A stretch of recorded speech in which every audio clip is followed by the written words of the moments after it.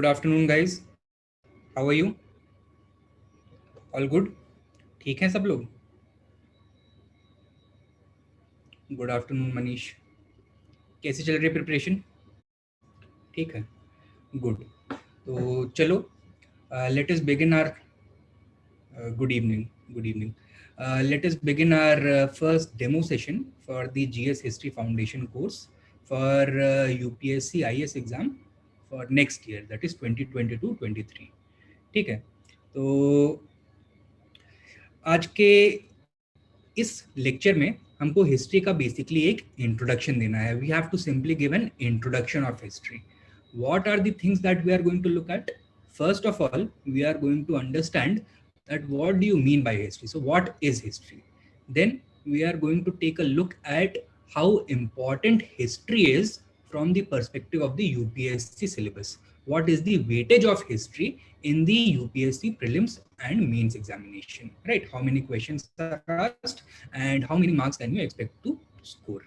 Then you have to also know about the ins and outs of the syllabus, both for the prelims as well as for the mains. Then the best way of understanding any subject for the UPSC is by analyzing the previous year's question papers. So we are going to do that for the most recent ones, and at the same time we are also going to try and identify certain you can say,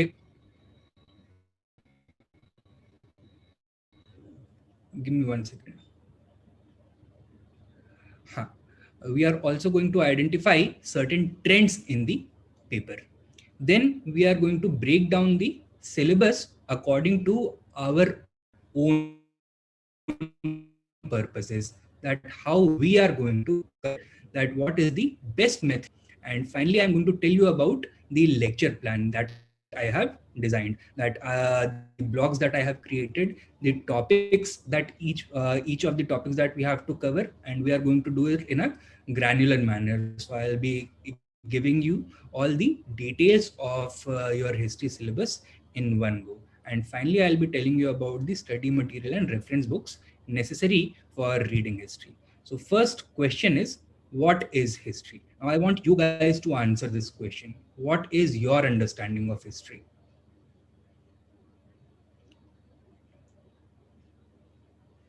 history से क्या समझ में आता है?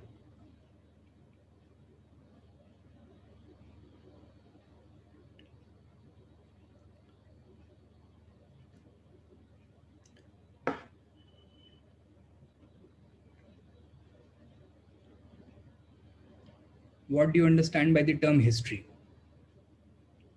See, for many people, especially those who are new to the preparation, they will simply say that history is a study of the past, that whatever happened in the past is a part of history. While this may be partially correct, but it does not capture the essence of history. Where will you put history in your entire academic landscape? Will you consider it a science, or will you consider it to be an art?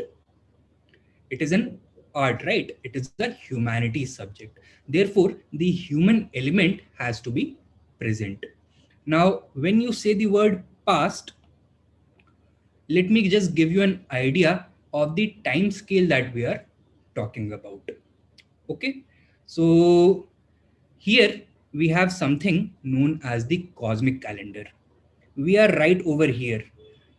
Right now is midnight of December 31st, and the 1st of January, that is the period when the Big Bang took place. The universe that we know, all the material, energy, space, and time that we can observe, all of that exploded into existence. And since then, the universe has been expanding and cooling. So human beings first appeared on the scene only in the last hour of the last day. So in this cosmic calendar, every month represents about 1.2 billion years. The Big Bang took place about 14.2 billion years ago. The Earth and the solar system came into existence only in August, so around August the 31st. The Moon was formed sometime around the 15th of September.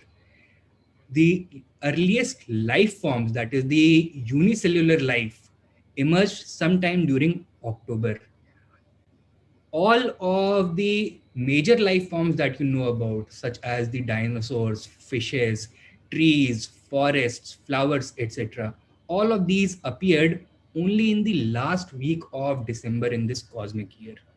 And it was not until the very last hour of this cosmic calendar, that is on the 31st of December around 11 p.m., that human beings began to evolve.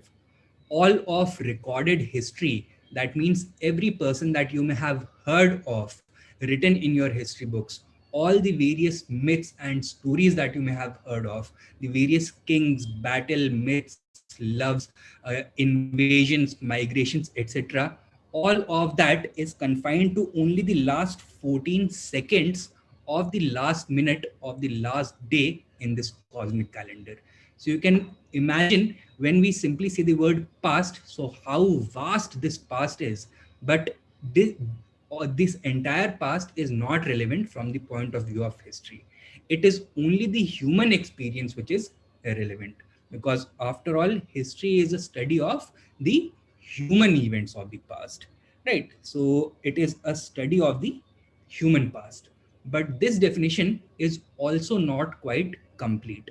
When you say human events of the past, you can include everything from the daily routine and mundane to the extremely important and interesting.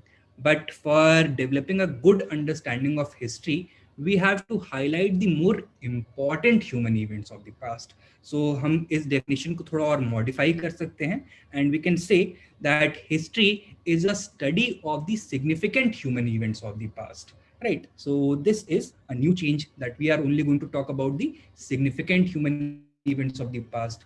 For example, towards the end of your life, if you are remembering the highlights of your life, are you going to think about what you had for dinner the day before yesterday? Probably not, right? But if we are picking out the highlight reels of your life, then your wedding dinner might be very important. Similarly, not all human activities are worth recording, and it is only the important ones that need to be recorded. So it is the significant human events of the past that we are interested in when we are trying to understand what history is.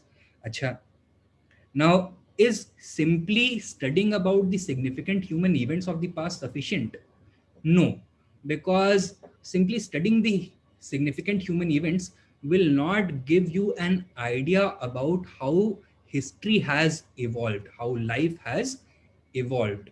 For that, you have to make a study of the changes and continuities which have been taking place since the beginning up till now. So life is always in flux. Change is the only constant. You might have heard this. So understanding these processes of change and constants, continuities, is very important for understanding the processes of history. For example, if you are studying a history of an age, what are the things that you will focus on? You will focus on the culture of that age, you will focus on the social structure of that age, you will focus on the political structure and institutions of that age, you will focus on the economic structure of that age.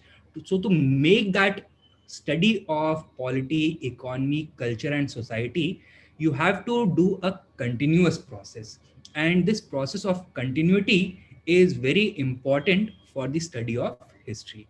And things have to be understood sequentially.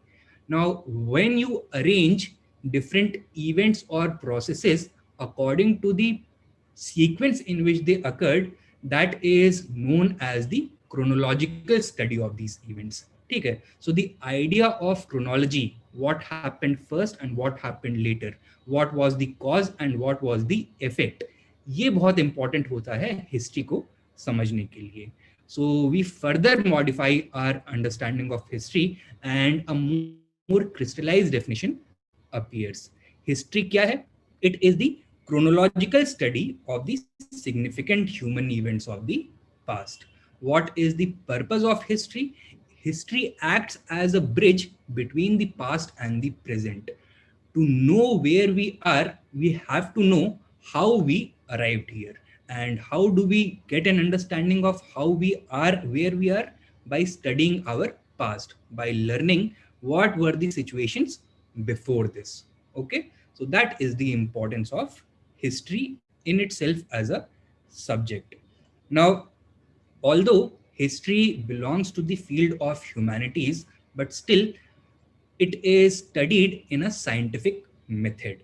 What are the essential features of scientific study? That it is always evidence based, right? So the historian, when recreating the social, political, cultural, and economic conditions of a bygone age, he will have to rely upon certain evidence. Now, what are the major evidences at the disposal of a historian? So these are of two kinds. Number one is archaeological evidence.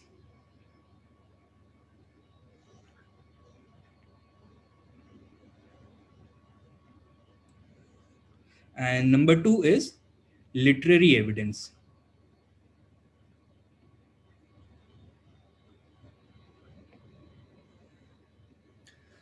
So, what is archaeological evidence?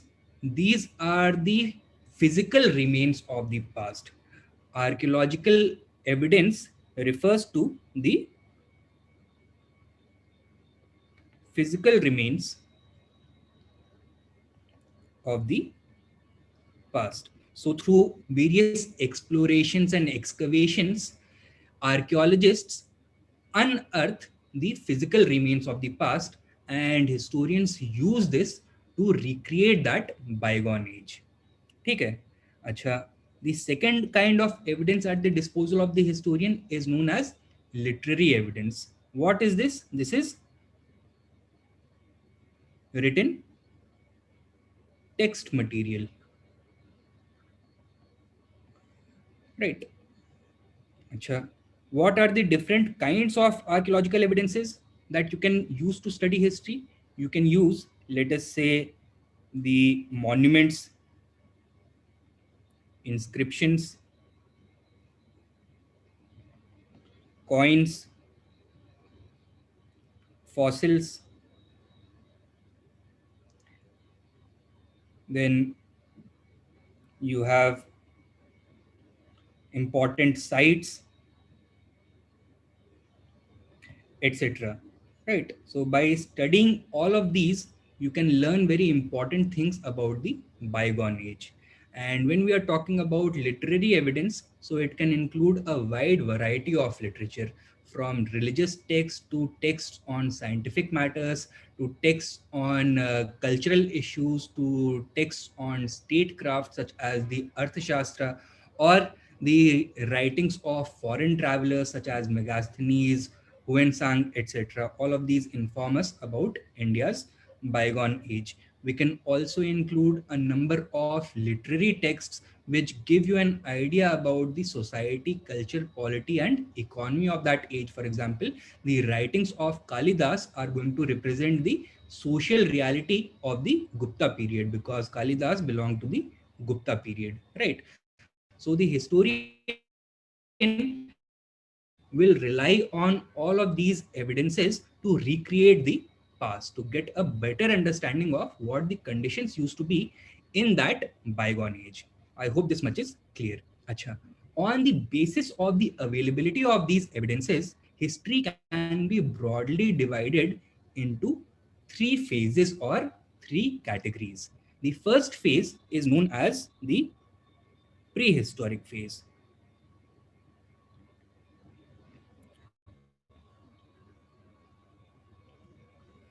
So what is this prehistoric phase?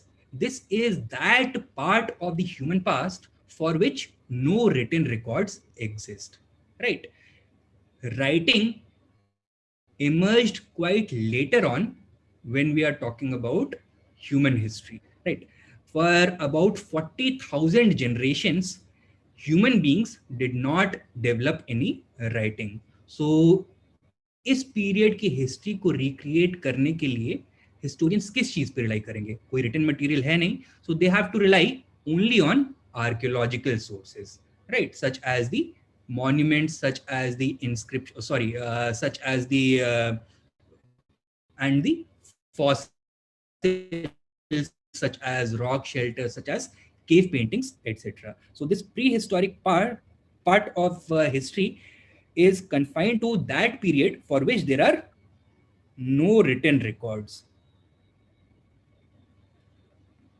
right? And the historian has to rely on only archaeology.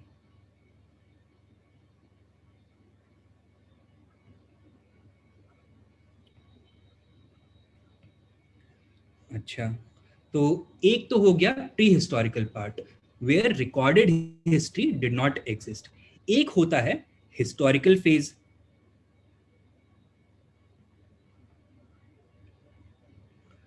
By this period of time, writing had emerged and human beings had started recording their activities in written form, in textual form.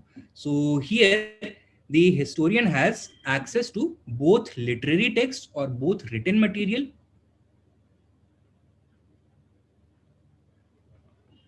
as well as archaeological sources, right? So they have access to both. ठीक है. So these are the two important phases of history. लेकिन इसके बीच में एक transitional phase भी है, that is known as the proto historical phase.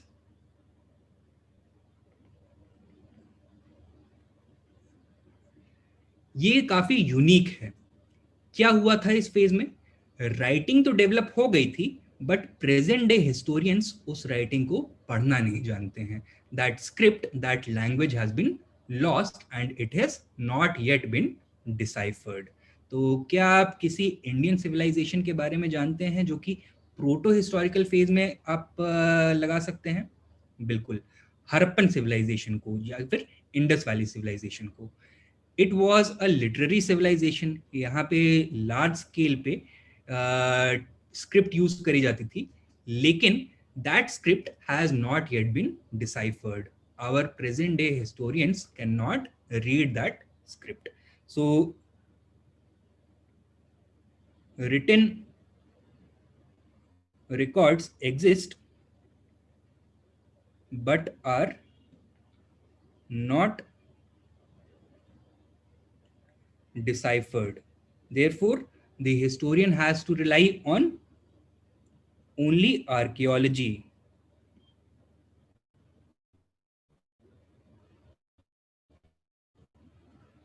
to recreate the history of this period.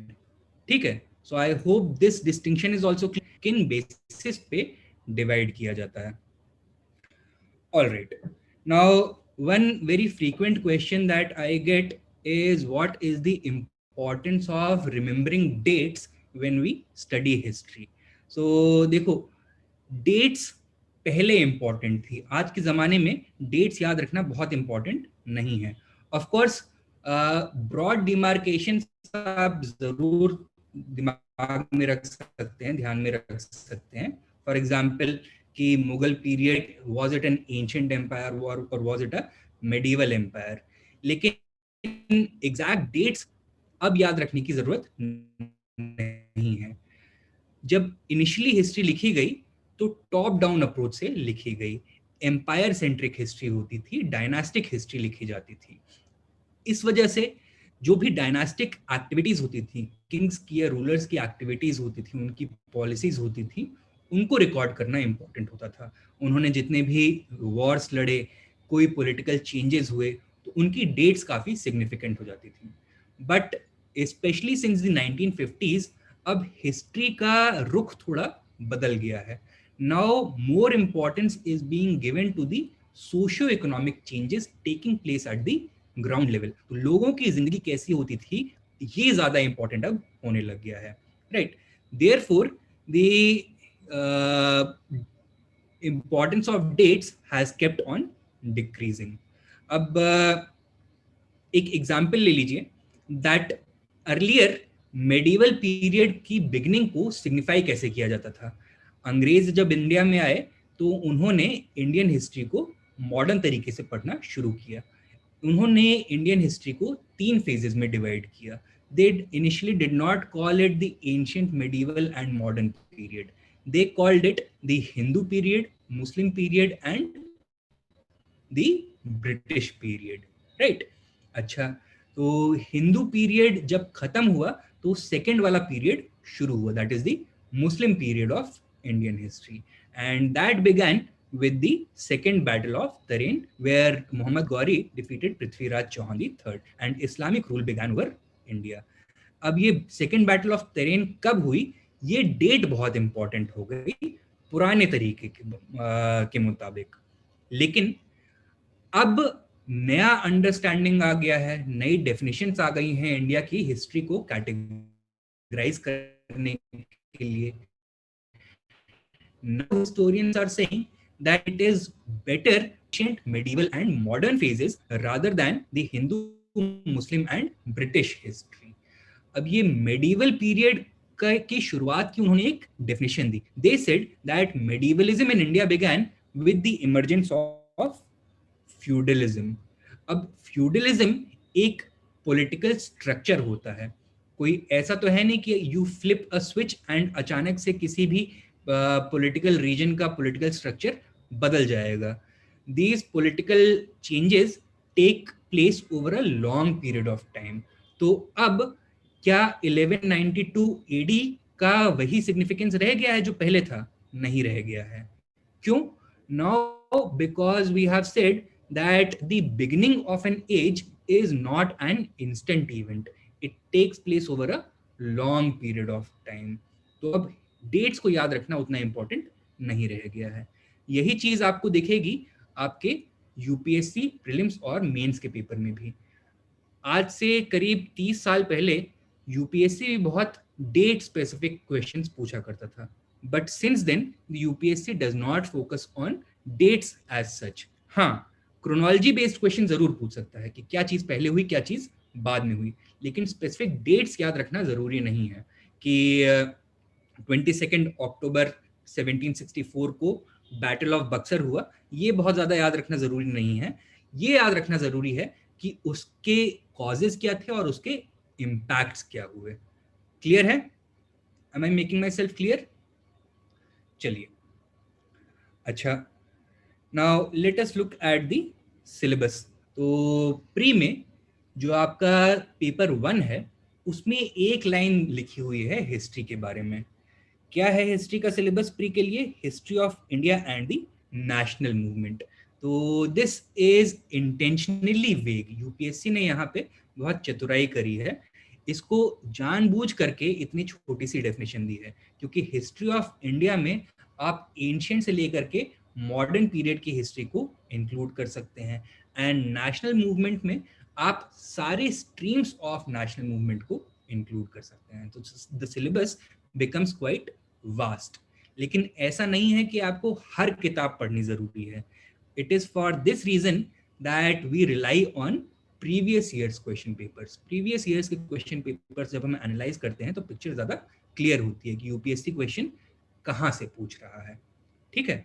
अच्छा, things become a little more clear when we take into account the mains syllabus. Mains में history GS paper 1 का part है। GS paper 1 में 3 subjects include हैं। History, geography का जो syllabus है यहाँ पे क्या क्या चीजें मेंशन करी गई हैं? salient aspects of art forms, literature and architecture from the ancient to the modern period, history of the mid 18th century to the present, significant events, personalities and issues, freedom struggle के various stages, important contributors from different parts of the country, post independence India की history के बारे में भी यहाँ पे mention किया गया है।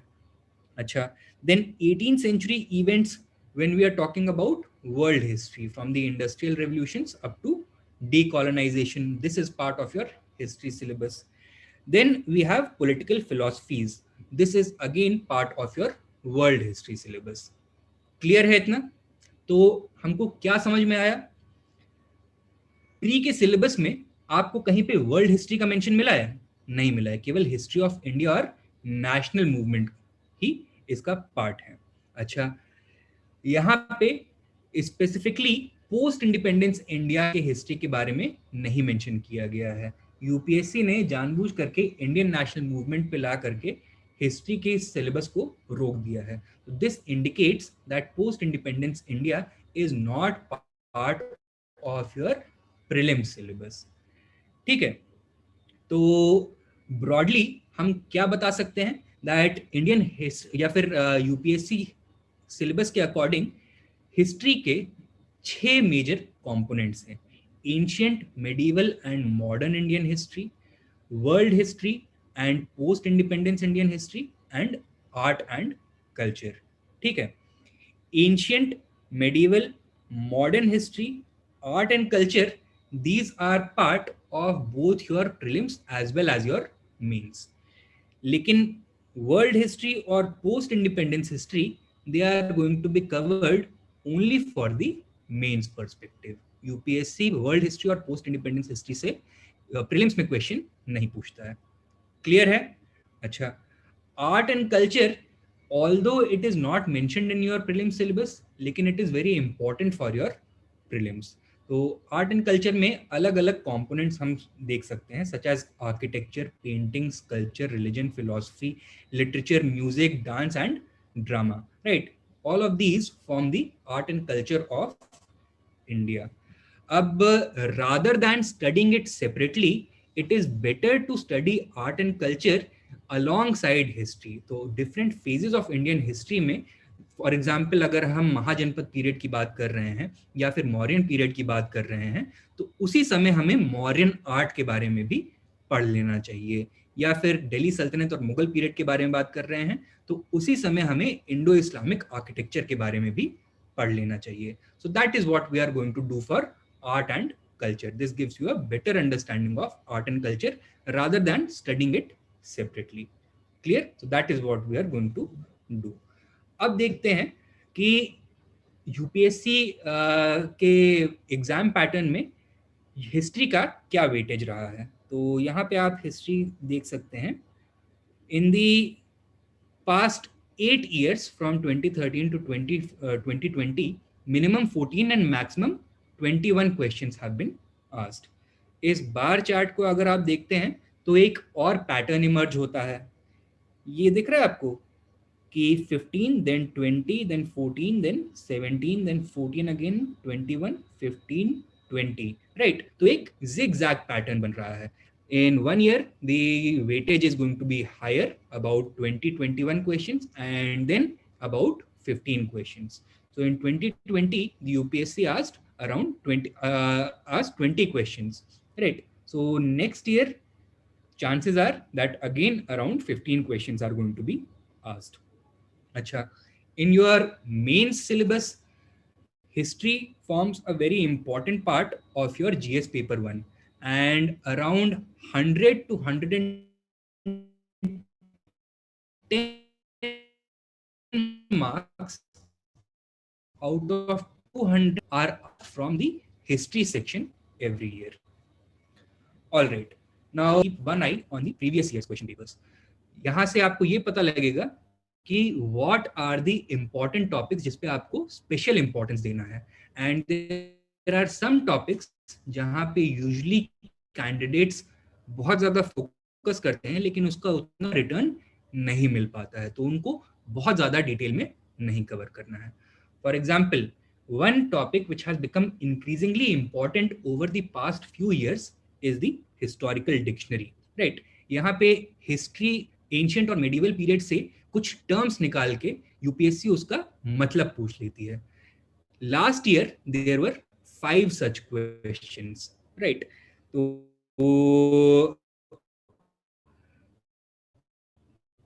परिव्राजक, शर्म, उपासक, ये क्वेश्चन पूछा गया. पारामिताज के ऊपर क्वेश्चन पूछा गया. हुंडी के ऊपर क्वेश्चन पूछा गया. दी टर्म्स कुल व्याप एंड द्रोण व्याप, ये क्वेश्चन पूछा गया, right?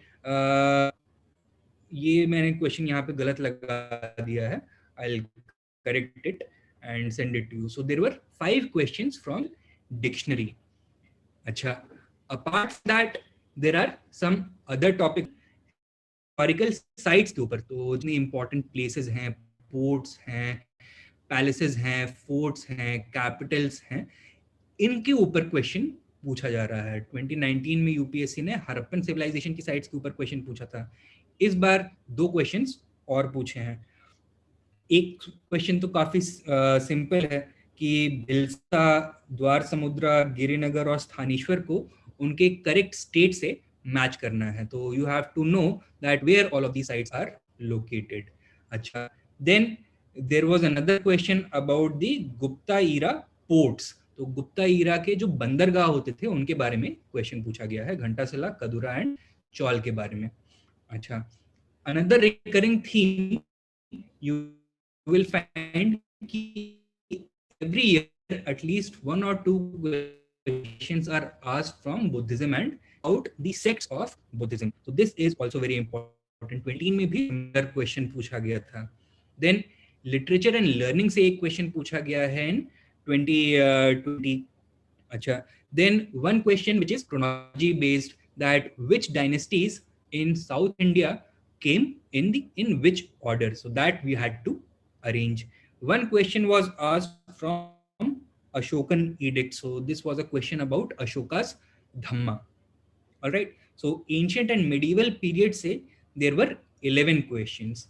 The remaining 9 questions were from modern India. 3 questions were from was about indigo cultivation. One question was about the establishment of the Fort William College. In the past 2 years, UPSC has asked 2 questions about the Fort William College. Acha. Then one question about the impact of industrial revolution in India. Right. So British policies and their impact always forms a very important theme in Indian history. Then social religious reform movements of the 19th century. One very obscure question which not many people were able to solve. So this question was about the Rakhambai case of 1884. So this case revolved around the rights of women. Now, to understand why this question was important is also very significant. Over the past 3 years, the question of the Age of Consent Act, the Sharda Act, etc., were quite a lot in news. So there is direct linkage between the questions of history and your current events. So you have to keep an eye on both. Acha. Then from freedom struggle, another 5 questions have been asked. One question about the tribal revolts. The word Ulgulan was asked. 2 years back, the word Hul was asked. Right. So Ulgulan refers to the Munda rebellion of 1880. One factor between Gandhism and Marxism was asked. To a question on political philosophy was asked. Then one question from the Gandhi-Irwin Pact was asked. Then 2 questions regarding national literature during the freedom struggle. One was the Deshir Katha and one was the Vittal Vidvanshak. Now, these were the 2 questions which the aspirants had a lot of problem with. So out of the 20 questions, if you had attended these classes at EduBridge IAS, you would have been able to solve 18. I admit that ये जो 2 question है मैंने अपनी class में नहीं cover किए थे। अब यूपीएससी को क्लियर करने का एक बहुत सिंपल सा फंडा है। You simply have to be better than the rest. You don't have to be the best. अगर बेस्ट बनने की कोशिश करोगे and you go to find such sources जहाँ पे देशेर कथा और विटल विध्वंसक के बारे में मेंशन किया गया है, then you will be ignoring all those different sources जो कि आपको पढ़ने चाहिए, जहाँ से आपको बाकी 18 क्वेश्चन मिल रहे हैं. ठीक है? So it is more important to solve those 18 questions rather than getting these 2 additional questions right. I can assure, in fact, I can guarantee that 99% of the candidates were not able to solve these 2 questions. And the reason is very simple, that all the major reference book that you refer to, वहाँ पे इनका कोई mention है ही नहीं. ठीक है? तो जिसने इस टॉपिक पे बहुत डीपली रिसर्च किया होगा उसी को इसका आंसर पता होगा, but I can assure you जिसने इस टॉपिक पे बहुत डीपली रिसर्च हिस्ट्री नहीं पढ़ी है, so he would not have been able to solve those other questions. Also, this was about 2020 paper, right? Now, how we are going to cover history, let us take a look at that. सबसे पहले ancient history के बारे में बात करेंगे. तो pre historic period से शुरू करके we are going to come up to the age of Harshavardhan. तो first topic is going to be the stone age. Stone ages में सिविलाइजेशन एग्जिस्ट नहीं करता था. स्टोन टेक्नोलॉजी पे ह्यूमन बींग्स डिपेंड करते थे, स्टोन टूल्स यूज करते थे, राइट? तो this age can be divided into 4 phases: the Paleolithic age, Mesolithic age, Neolithic age and Chalcolithic age. Paleo का मतलब है old और lith का मतलब होता है stone. So this was the old stone age. Mesolithic age, the middle stone age. Neolithic age, the new stone age. And Chalco means copper. So for the first time, the use of copper emerged. For the first time, human beings started using metal. So that did not happen alone. मतलब they were using both metal tools and stone tools at the same time. Now, what are the things that we are going to focus on? See, this is prehistoric part of the past, right? तो यहाँ पे कोई written records तो होंगे नहीं.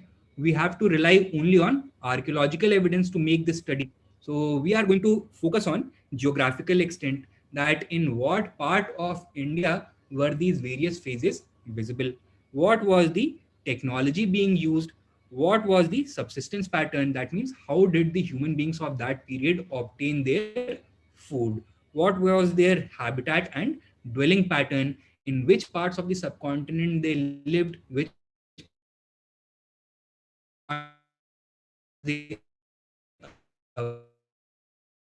avoided, and what kind of houses and then we come to the next phase, civilization. Again, this is part of proto history, so archaeology. तो यहाँ पे हम क्या चीज किन चीजों पे फोकस करेंगे? The discovery of the civilization, the early excavations that were made, the geographical extent of the civilization, कि इंडियन सबकॉन्टिनेंट के किस पार्ट में कितने एक्सटेंट तक ये सिविलाइजेशन फैली हुई थी, यहाँ पे कौन सी इंपॉर्टेंट साइट्स हैं और उनमें क्या इंपॉर्टेंट डिस्कवरीज हुई हैं.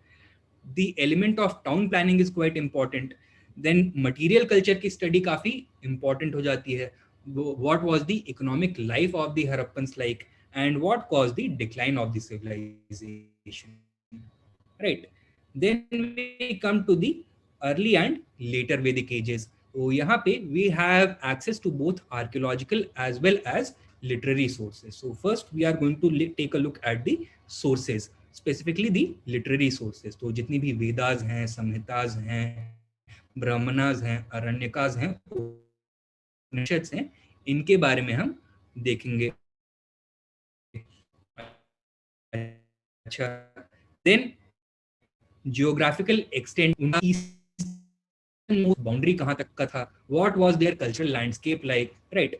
उनका सोशल स्ट्रक्चर किस तरह का था, the idea of varna, caste, gender relationships etcetera during the early and later Vedic ages, और विद टाइम इनमें क्या क्या चेंजेस हुए, ये सारी चीजें हम पढ़ेंगे. And what was the nature of the वैदिक religion, what was it, a philosophical religion or was it a materialistic religion?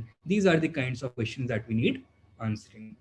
Then we come to the age of Jainism and Buddhism. तो इनका origin क्यों हुआ? Why did these heterodox sects emerge? Some details about their founders we are going to take, their teachings and philosophy, their contribution to art and literature, and the causes for decline, specifically the decline of Buddhism. So these are the topics that we are going to focus on. Then alongside Jainism and Buddhism, we are going to study the Mahajanpad period. For the first time, territorial kingdoms started emerging. So what were these important territorial kingdoms and how they struggled with each other for supremacy, and how finally Magad was able to emerge as the first empire in India, how the Magadhan kings were able to defeat all the other territorial kingdoms and absorb them, right? So the factors behind that we are going to study about. Then continuing with the Magadhan history, we are going to talk about the Mauryan dynasty. So the important kings and their contributions is specifically Ashoka. Ashok, right? So especially Ashoka's edicts and Dhamma, the Mauryan literature, for example, the Arthashastra and the we are also going to talk about Mauryan art, both royal art and folk art. So a number of stupas, pillars, palaces, caves, etc. They were excavated. So इनके details हमको लेने हैं. And finally, the structure of the Mauryan administration. Central level पे, provincial level पे, local level पे administration किस तरह से ऑर्गेनाइज किया जाता था, who were the important officials, what were their duties, revenue collection का क्या अरेंजमेंट होता था, all of these things we are going to talk about.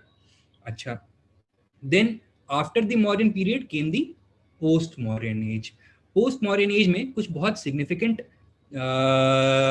Developments हुए. फॉर एग्जाम्पल, इंडिया में 4 फॉरेन रूलिंग ग्रुप्स ने अपने अपने empires established kiye. These included the Indo-Greeks, the Parthians or the Pahlavas, the Shakas also known as the Scythians, and the Kushans also known as the Yuchi tribe. तो इनके जितने भी contributions हैं specifically with regards to the development of period में ही अगर हम Deccan region की history को देखें, so that was dominated by the Satavahanas. So that is what we will cover. When you go to the deep south, you will learn about the Sangam age. Post-modern age also saw brisk trade between the two largest civilizations of that age, the Indian civilization and the Roman civilization. So this Indo-Roman trade becomes very important.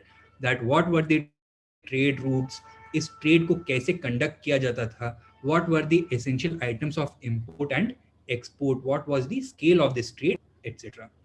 All right. अच्छा, after the post modern age we come to the Gupta period. यहाँ पे हमको क्या क्या चीजें cover करनी है, who were the important kings and what were their important contributions to art, literature and learning. We are also going to take a look at the Gupta administration at all different levels. And the last part of ancient Indian history is Harshavardhana, right? तो Harshavardhana and his kingdom of Kannauj, उसको study करने के लिए कौन कौन से important sources हैं, what were the accomplishments and achievements of Harshavardhana, उसका एडमिनिस्ट्रेटिव सेटअप किस तरह का होता था, and one very important foreign traveller who came to India during the reign of Harshavardhana, that was Hiuen Tsang. कहाँ से आया था ये? चाइना से आया था. एंड इसने कुछ इंपॉर्टेंट रिकॉर्ड्स मेंटेन किए हैं, ऑफ कोर्स चाइनीज में, which were later translated into Indian languages. And they give you very good insights into the kind of life during जो कि हमें ancient history में cover करनी होगी. अच्छा, then we come to the medieval history. अब medieval history को हम early medieval और late medieval में divide कर सकते हैं. Early medieval period lasted between the 8th to the 12th centuries. यानी कि आप मान लीजिए अराउंड 750 AD से लेकर के 1200 या फिर 1150 AD तक आप इसको मान सकते हैं. ठीक है, यहाँ पे क्या क्या इंपॉर्टेंट चीजें देखनी है हमको. सबसे पहले तो देखना है the tripartite struggle. Tripartite struggle का मतलब क्या होता है? 3 पार्टीज के बीच में स्ट्रगल हो रहा है. So after the downfall of the empire of Harshavardhan, 3 kingdoms emerge हुए. वेस्टर्न किंगडम बोला जाता था गुर्जर प्रतिहार किंगडम, राइट? गुजरात और राजस्थान के ऊपर रूल करता था. The Palas were to the east and Rashtrakutas were to the south. And for about 200 years they kept constantly fighting with each other in order to assert their dominance over India. हमको देखना है कि यहाँ पे who were the important players, उनके important contributions क्या हुए, what were their contributions to the development of art and literature, and what was the effect of this tripartite struggle. Then we have to talk about the Rajput period. So from about the 9th to the 11th century AD, हमको Rajput period की society और history के बारे में information लेनी होगी.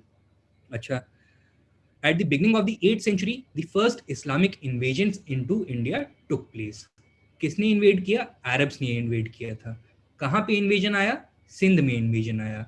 They were able to establish their rule over Sindh for about 300 years. But they were not able to expand to the east. Why? Because of the presence of strong powers such as the Gurjar Pratihars on their borders. Clear है इतना? अच्छा, हमको इनके invasion और impact के बारे में पता करना है. That what was the cross cultural impact of invasions. Then we have the Turkish invasions. So Turkish invasions started from Central Asia into India around the 10th century. And धीरे धीरे इनकी frequency और intensity बढ़ती गई. And finally, Muhammad Ghori came to India as a conqueror. After the Second Battle of Tarin, he defeated the Chauhans and established his own empire with its capital at Ghur in Central Asia in Afghanistan. Right. लेकिन India में भी एक political unit form हुआ around Delhi. इस political formation को बोला जाता है दिल्ली सल्तनत. अब दिल्ली सल्तनत को रूल करने वाली 5 डायनेस्टीज थी.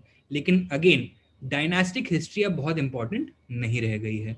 अब हमें किन चीज़ों के बारे में जानकारी लेनी है कि दिल्ली सल्तनत को पढ़ने के लिए इंपॉर्टेंट सोर्सेज कौन कौन से हैं, यहाँ पे पॉलिटिकल इंस्टीट्यूशंस कौन से थे, कैसे इवॉल्व हुए, what was the military establishment like, revenue system को कैसे अरेंज किया जाता था, स्पाई सिस्टम को कैसे ऑर्गेनाइज किया गया, करेंसी का सिस्टम कैसे ऑर्गेनाइज किया गया, कुछ इंपॉर्टेंट रूलर्स थे उनकी पॉलिसीज को हमें पढ़ना जरूरी है, such as the market reforms introduced by Alauddin Khilji, then the new technology introduced by the Turks into India और इंडियन इकोनॉमी पे इसका क्या इफेक्ट हुआ.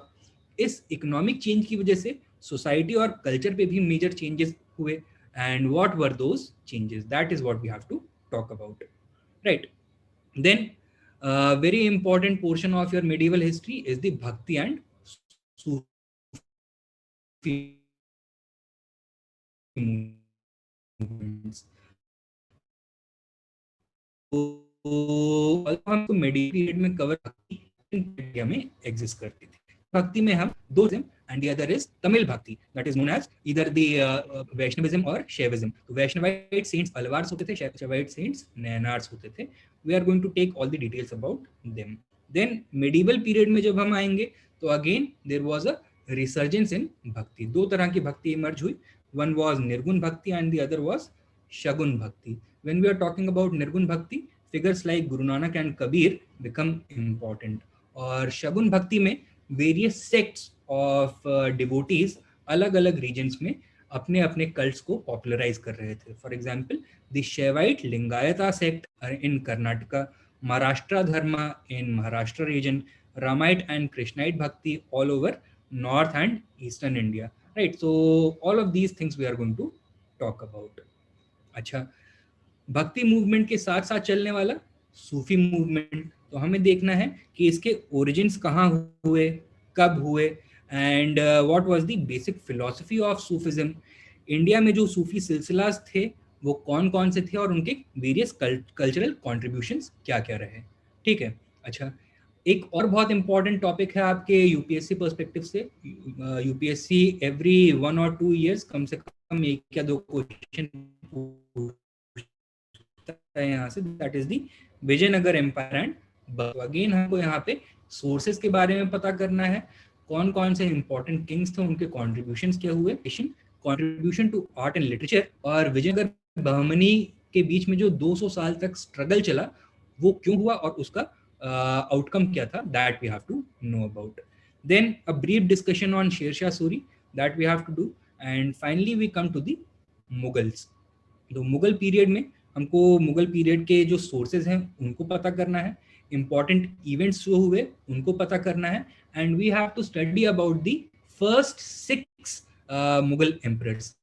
जो मुगल एम्परर्स उसके बाद आए उसके बारे में हमको जानना जरूरी नहीं है. तो मुगल हिस्ट्री को आप 2 फेजेस में डिवाइड कर सकते हैं, the great Mughals and the lesser Mughals. तो जो पहले 6 बादशाह थे, that is Babur, Humayun, Akbar, Jahangir, Shah Jahan and Aurangzeb, हमको इनके बारे में जानकारी लेनी है. इनके बाद जो आए बहादुर शाह फर्स्ट से लेकर के बहादुर शाह जफर तक, they are known as the lesser Mughals. They did not have a very important historical role. तो इनको हिस्टोरियंस भी लेसर मुगल्स बोल देते हैं और हमको इनके बारे में पढ़ना जरूरी नहीं है. अच्छा, what are the other things that we have to learn about? Administration of the Mughal empire becomes very important. तो central and provincial administration, revenue system कैसे ऑर्गेनाइज किया गया था, मुगल करेंसी और कुछ मुगल इंस्टीट्यूशंस थे such as the mansabdari and jagirdari system, ये हमको कवर करना जरूरी है.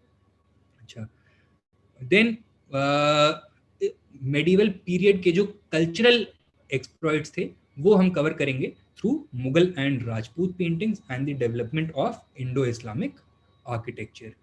ठीक है, so these are the two cultural aspects that we are going to focus upon.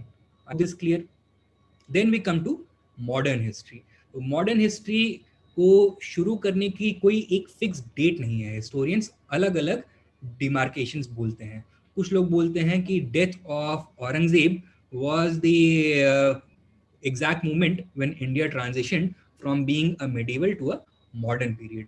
लेकिन ये वो लोग हैं जिन्होंने हिस्ट्री बहुत पहले लिखी. क्यों? अब क्या बोला जा रहा है कि जो इंपॉर्टेंट सोशो पॉलिटिकल चेंजेस हो रहे हैं ग्राउंड पे वो डिटरमिन करेंगे कि कोई एज मॉडर्न होनी चाहिए या मेडिवल होनी चाहिए. तो ऑल्दो औरंगजेब की डेथ एक लैंडमार्क इवेंट था इंडियन हिस्ट्री में, but it can not be said to be big a long process. उसको होने में बहुत टाइम लगता है, उसमें बहुत सारे cause and effect relationships interplay करते हैं, right? Therefore, when we are studying about modern history, we have to study about the arrival of Europeans. क्योंकि जिस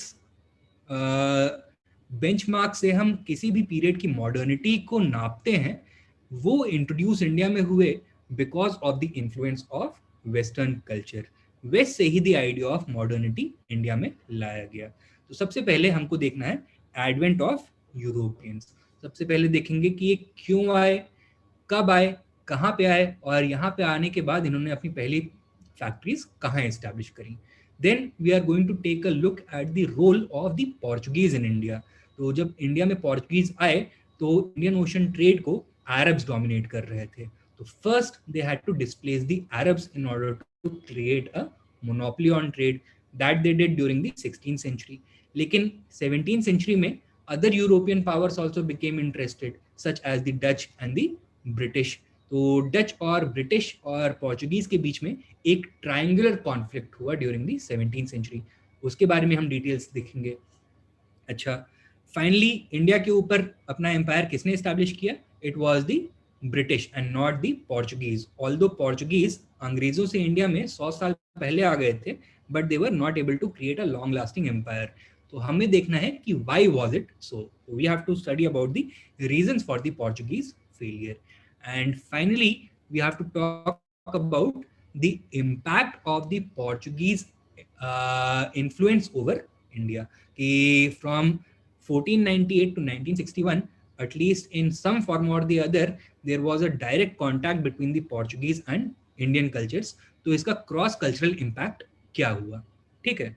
देन ईस्ट इंडिया कंपनी की हमें ब्रीफ हिस्ट्री लेनी है. शुरुआत कैसे हुई, इनिशियल चार्टर क्यों दिया गया, किसने दिया, कब दिया गया, इंडिया में इंपॉर्टेंट फैक्ट्रीज कहाँ पे इन्होंने एस्टैब्लिश करी और इसको ऑर्गेनाइज करने के लिए स्ट्रक्चर क्या बनाया गया. कि लंदन में जो एस्टैब्लिशमेंट था वहाँ पे who was the governing body, India में जो गवर्निंग स्ट्रक्चर था वो कैसा था, ये सारी डिटेल्स हम लेंगे. देन 18th सेंचुरी इंडिया की हम एक झलक लेंगे, a glimpse of the 18th century. We will begin with the decline of the Mughals. We are going to talk about the emergence of regional kingdoms and the socio-economic changes that were taking place. So the 18th century was a century of transformation in India. एक side पे Mughal empire decline हो रहा था, दूसरी side पे छोटे छोटे regional kingdoms emerge हो रहे थे. And eight the same time concurrently the British power was also expanding, right? And it was this British power which was able to create the next all India empire. So the British conquest of India has to be covered. तो यहाँ पे जितनी भी battles हुए, जितने wars हुए, उनको हम cover करेंगे. And the various British policies which were introduced to strengthen their empire, such as the subsidiary alliance, policy of ring fence, the doctrine of paramountcy, doctrine of lapse, etc. ये सारी चीजें हम cover करेंगे. अच्छा, अंग्रेजों ने अपनी हुकूमत इस्टेब्लिश कर ली इंडिया में, तो उसके बाद अपने लॉज, अपनी पॉलिसीज इंप्लीमेंट भी किए होंगे। तो we have to take a look at these policies and their impacts.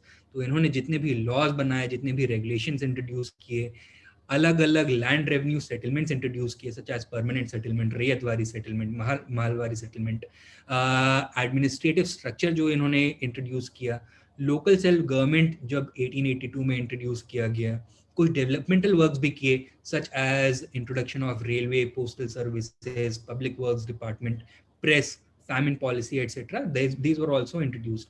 तो हमको इनके इम्पैक्ट्स देखने हैं, ठीक है। और सोशल एंड एजुकेशनल फील्ड्स में भी इन्होंने कुछ इंटरवेंशंस किए, उसके भी हमको इम्पैक्ट देखने होंगे। ऑलराइट, अच्छा, ये तो आइडिया हो गया कि अंग्रेजों ने अपना एम्पायर कैसे एस्टैब्लिश किया और उसका क्या इम्पैक्ट हुआ। इंडियन रिस्पॉन्स क्या था, अब इसके ऊपर आते हैं। तो सबसे पहले रिस्पॉन्स कल्चरल था, it was not a political response. तो we begin with the 19th century social religious reform movements. हमें यहाँ पे 4 आईज को याद रखना है कि इश्यूज क्या थे, that means what were the issues कि 19th सेंचुरी इंडिया में बहुत प्रोमिनेंट थे। आप दूसरा, those ideas which inspired these reformers to challenge these issues.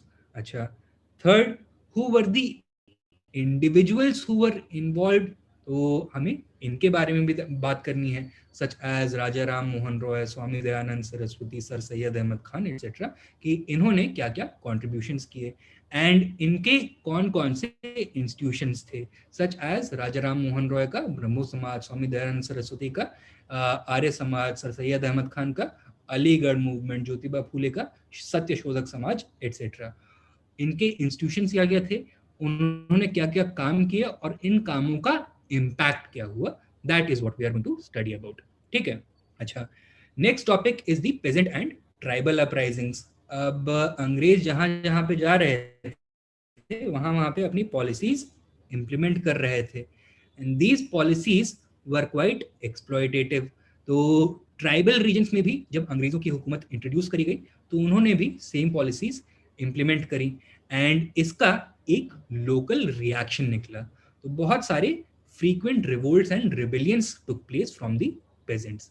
हमें देखना है कि इनके अंडरलाइंग कॉजेज क्या क्या थे, जो इंपॉर्टेंट रिबेलियंस हुए वो हमको कवर करने हैं, and what was the nature and impact of these tribal uprisings, right. So these are the things we have to cover. Then we have to talk about the great revolt of 1857। क्यों हुआ ये, important events क्या थे, why it failed, and what was the nature and consequence of this revolt. And finally we come to the last phase, that is the freedom struggle. तो from 1885 up to 1947 rise of Indian nationalism कैसे हुआ, तो nationalism की जो feeling है वो क्यों emerge हुई, कब इमर्ज हुई, कहाँ पे इमर्ज हुई, among whom it emerged earliest and how it spread. अच्छा, formation of the Indian National Congress acts as a watershed in this entire national history, क्योंकि अब पहली बार एक all India national platform emerge हो गया and national movement started in earnest. National movement ऐसा नहीं है कि एक ही तरह का था from the beginning to the end, इसके अलग अलग फेजेस थे। The early nationalists were moderates, तो इनकी मॉडरेट डिमांड्स होती थी, मॉडरेट मेथड्स यूज करते थे ये, राइट। फिर उसके बाद एक्सट्रीमिस्ट्स आए, जिनकी डिमांड्स थोड़ी रेडिकल होने लग गई, जिनके मेथड्स थोड़े और रेडिकल होने लग गए, right. Then came the revolutionaries, तो रेवोल्यूशनरीज वायलेंट मेथड्स यूज करने लग गए, and finally came Gandhi ji with his unique political philosophy and method of satyagraha, right. तो हमको ये सारे फेजेस कवर करने हैं, and then finally the socialist phase from around 1930 up to 1947 the national movement, उसमें अलग अलग वॉइसेस इमर्ज होकर के आ रही थी। कुछ लोग गांधीयंस थे, कुछ लोग रेवोल्यूशनरीज थे और कुछ लोग सोशलिस्ट थे। तो how they interacted with each other, sometimes cooperated, sometimes clashed with each other, what was their influence on national policy, ये सारी चीजें हमको कवर करनी होंगी। अच्छा, अभी मैंने आपको बताया that there were different voices within the national movement, ऐसा नहीं है कि नेशनल मूवमेंट होमोजेनस था। तो एक तो मेन स्ट्रीम मूवमेंट है जिसको आप बोल सकते हैं गांधी जी की लीडरशिप में कांग्रेस चला रही थी, right. But at the same time there were other issues which were becoming politically important, such as the women's issues, such as the issues of tribals, such as the issues of peasants, the issues of the depressed classes or the Dalit community, the issues of the minority community, especially the Muslims and the Sikhs. All of these were also becoming important. And how, in the end, they interacted with each other to lead to freedom and partition, ये हमको पढ़ना काफी जरूरी हो जाता है। इसकी अगर हमको अंडरस्टैंडिंग हो जाती है तो we are also going to be able to understand कि जो प्रेजेंट सिनारियो है वो उसमें भी हमको डिविजन्स देखते हैं, सोसाइटी पॉलिटिकल लैंडस्केप है, व्हाट को ये टॉपिक्स कवर करने हैं। देन जो लास्ट पोर्शन है which is only for your mains examination, यहाँ पे पोस्ट इंडिपेंडेंस इंडिया और वर्ल्ड हिस्ट्री को हमको कवर करना है। पोस्ट इंडिपेंडेंस इंडिया में 7 मेजर टॉपिक्स हैं। सबसे पहले तो मर्जर ऑफ प्रिंसली स्टेट्स, ये कवर करना है हमको, ठीक है। तो जब इंडिया को इंडिपेंडेंस मिली तो India was not a single territorial unit, एक तो ब्रिटिश इंडिया था और साथ में कुछ अराउंड 550 प्रिंसली स्टेट्स थे, ठीक है। तो आप ये मान सकते हैं that this is British India, around 2/3 of the Indian territory, and छोटे छोटे प्रिंसली स्टेट्स डिवाइडेड थे। अंग्रेजों ने क्या डिक्लेयर किया था कि इंडिया को हम इंडिपेंडेंट कर रहे हैं, इसका ये मतलब है कि British India is now going to be handed over to the Indian people, लेकिन princely states are not going to be made independent, they are going to be handed over to their native princes. So a very major task before the Indian leaders was to preserve the national unity of India, territorial integrity of India.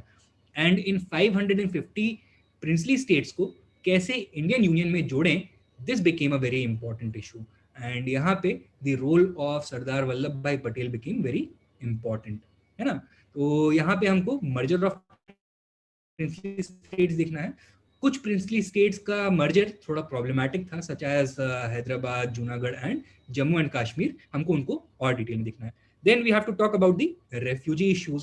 तो after partition there was a communal holocaust, Pakistan से बहुत सारे लोग India में भाग करके आए, they had to be rehabilitated and उनके जितने भी प्रॉब्लम्स थे उनको रिजॉल्व करना था on a priority basis. So these were the refugee issues that we have to talk about.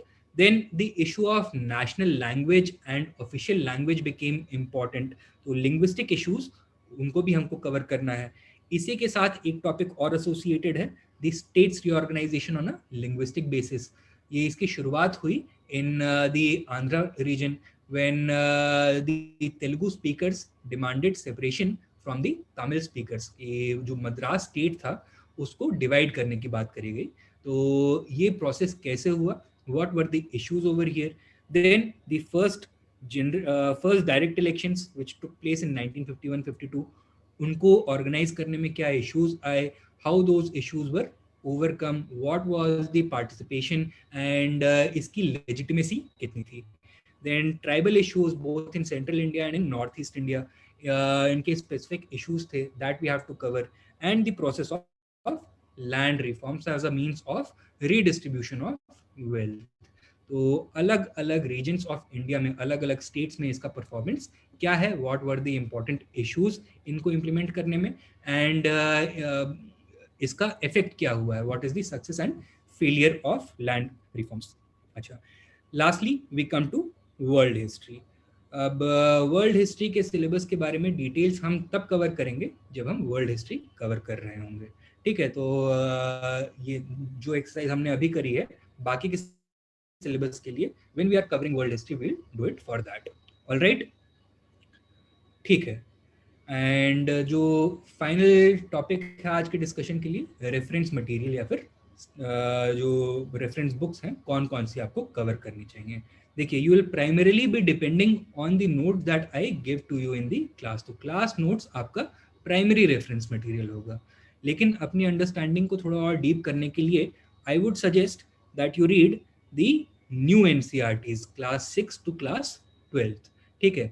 और साथ में जो तमिलनाडु बोर्ड की SCERTs हैं फॉर क्लास 11 एंड क्लास 12, वो आप कवर कर सकते हैं।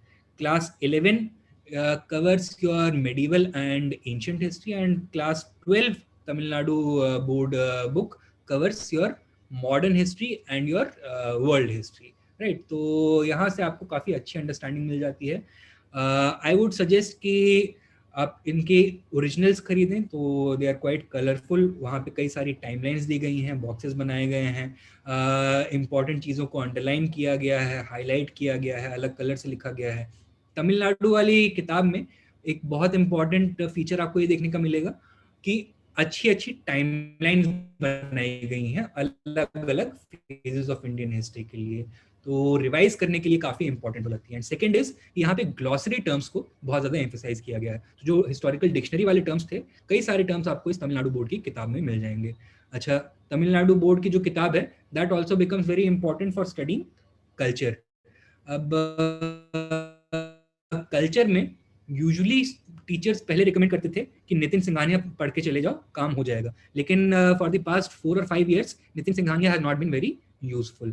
क्वेश्चंस आपको काफ़ी ऑब्सक्योर पूछे जा रहे हैं, जो आपको रेगुलर रेफरेंस बुक्स में नहीं मिलते हैं। तो अलग अलग रीजन से, अलग अलग जगहों से आपको उनको सोर्स करना पड़ेगा। तो कल्चर के क्वेश्चंस आंसर करने के लिए आपको करंट अफेयर्स के बारे में भी जानना ज़रूरी है, because often you will find कि पिछले 1.5 या 2 साल में जो भी चीज़ कल्चरली इंपॉर्टेंट रही है, या फिर मान लीजिए किसी आर्ट फॉर्म को नेशनल या इंटरनेशनल रिकग्निशन मिला है, यूपीएससी उसके ऊपर क्वेश्चन फ्रेम कर सकता है। Alright, then we have some secondary reference books also. Ancient history के लिए एक आर एस शर्मा की किताब है आवर एंशियंट पास्ट। तो जो पुरानी एनसीईआरटी थी वही किताब है, इसमें आर एस शर्मा ने 4 चैप्टर्स ऐड किए हैं और ये किताब पब्लिश कर दी, आवर एंशियंट पास्ट। इसको आप रेफर कर सकते हैं, it is not essential reading. Modern India के लिए बिपिन चंद्रा की किताब है India struggle for independence 1857 to 1947, that you can refer to. World history की बेटर अंडरस्टैंडिंग के लिए आप जो पुरानी एनसीईआरटी थी अर्जुन देव और इंदिरा अर्जुन देव की, उसको आप रेफर कर सकते हैं। और एक नॉर्मन लो की किताब आती है mastering modern world history. This covers the history of the world from 1919, that is the first world war, up to the present day. तो कोल्ड वॉर तक इसको कवर करेगा, ठीक है। तो ये जो वर्ल्ड हिस्ट्री वाली किताबें हैं, आई वुड नॉट सजेस्ट कि आप इसको पूरा का पूरा पढ़िए, इसमें सेलेक्टिव रीडिंग ही इंपॉर्टेंट है।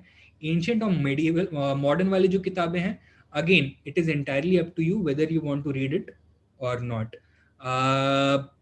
सबसे पहली प्रायोरिटी होनी चाहिए आपकी class notes, second priority should be your NCERT and Tamil Nadu board books. Is this clear?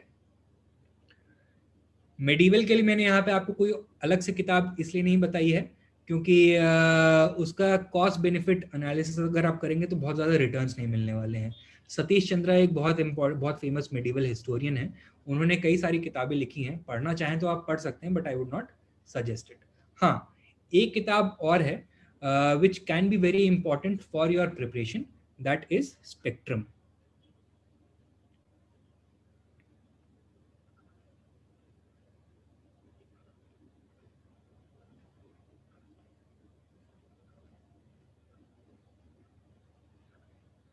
This is the name of the book, spectrum brief history of modern India.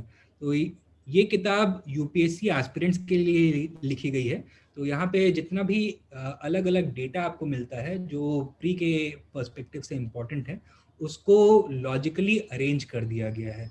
But you have to be a little careful जब आप spectrum पढ़ते हैं, क्योंकि ये कोई किसी author ने, established author ने लिखी है, तो इसमें कहीं कहीं पे कुछ कुछ मिस्टेक्स हो सकती हैं और कुछ कॉन्सेप्ट्स को ठीक से नहीं समझाया गया है। So you have to be a little careful while reading this. यहाँ पे इंपॉर्टेंट हो जाता है इसका जो अपेंडिक्स सेक्शन है, यहाँ पे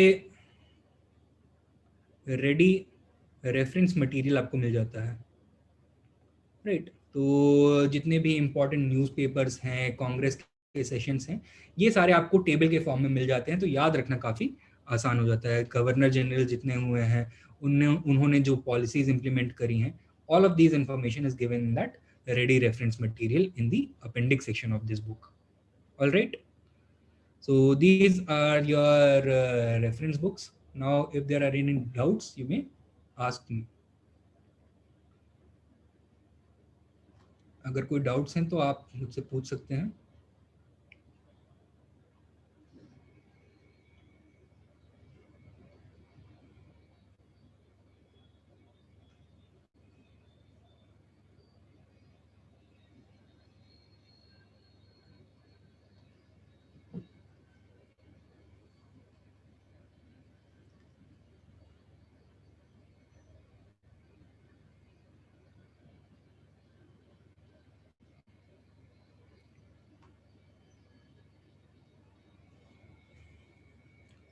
प्रीलिम्स 2021 के लिए रिवीजन स्ट्रैटेजी क्या होनी चाहिए?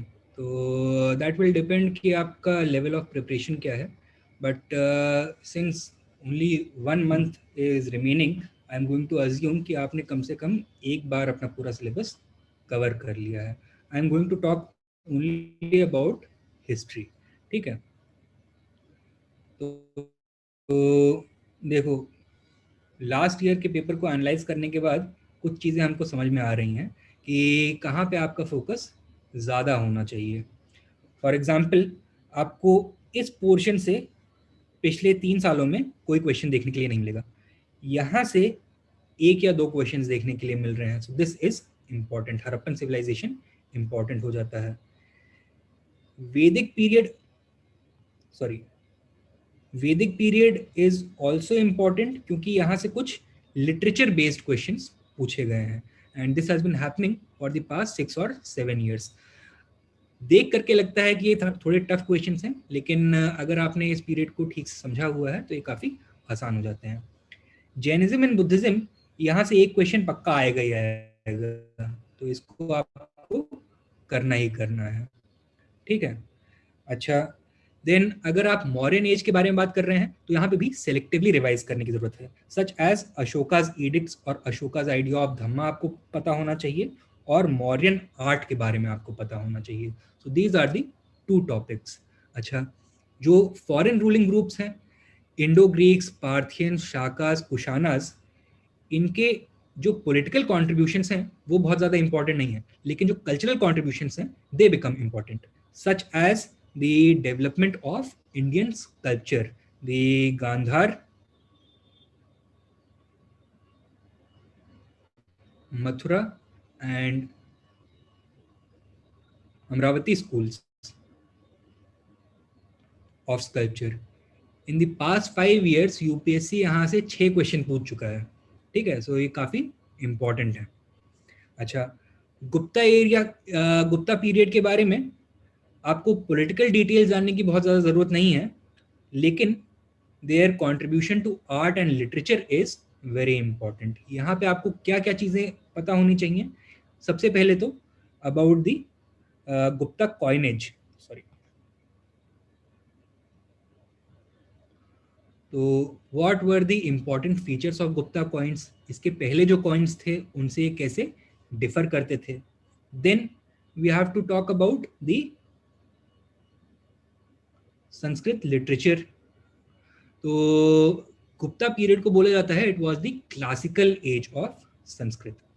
अच्छा, तो यहाँ पे कुछ बहुत इंपॉर्टेंट ऑथर्स इमर्ज होकर के आए, सच एज भाष, शूद्रक, विष्णु शर्मा,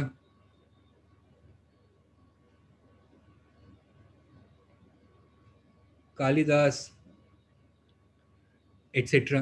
राइट. तो इनके जो अलग अलग कॉम्पोजिशंस हैं उनके बारे में आपको पता होना चाहिए. It was also the classical age of Indian learning. तो figure such as Aryabhata,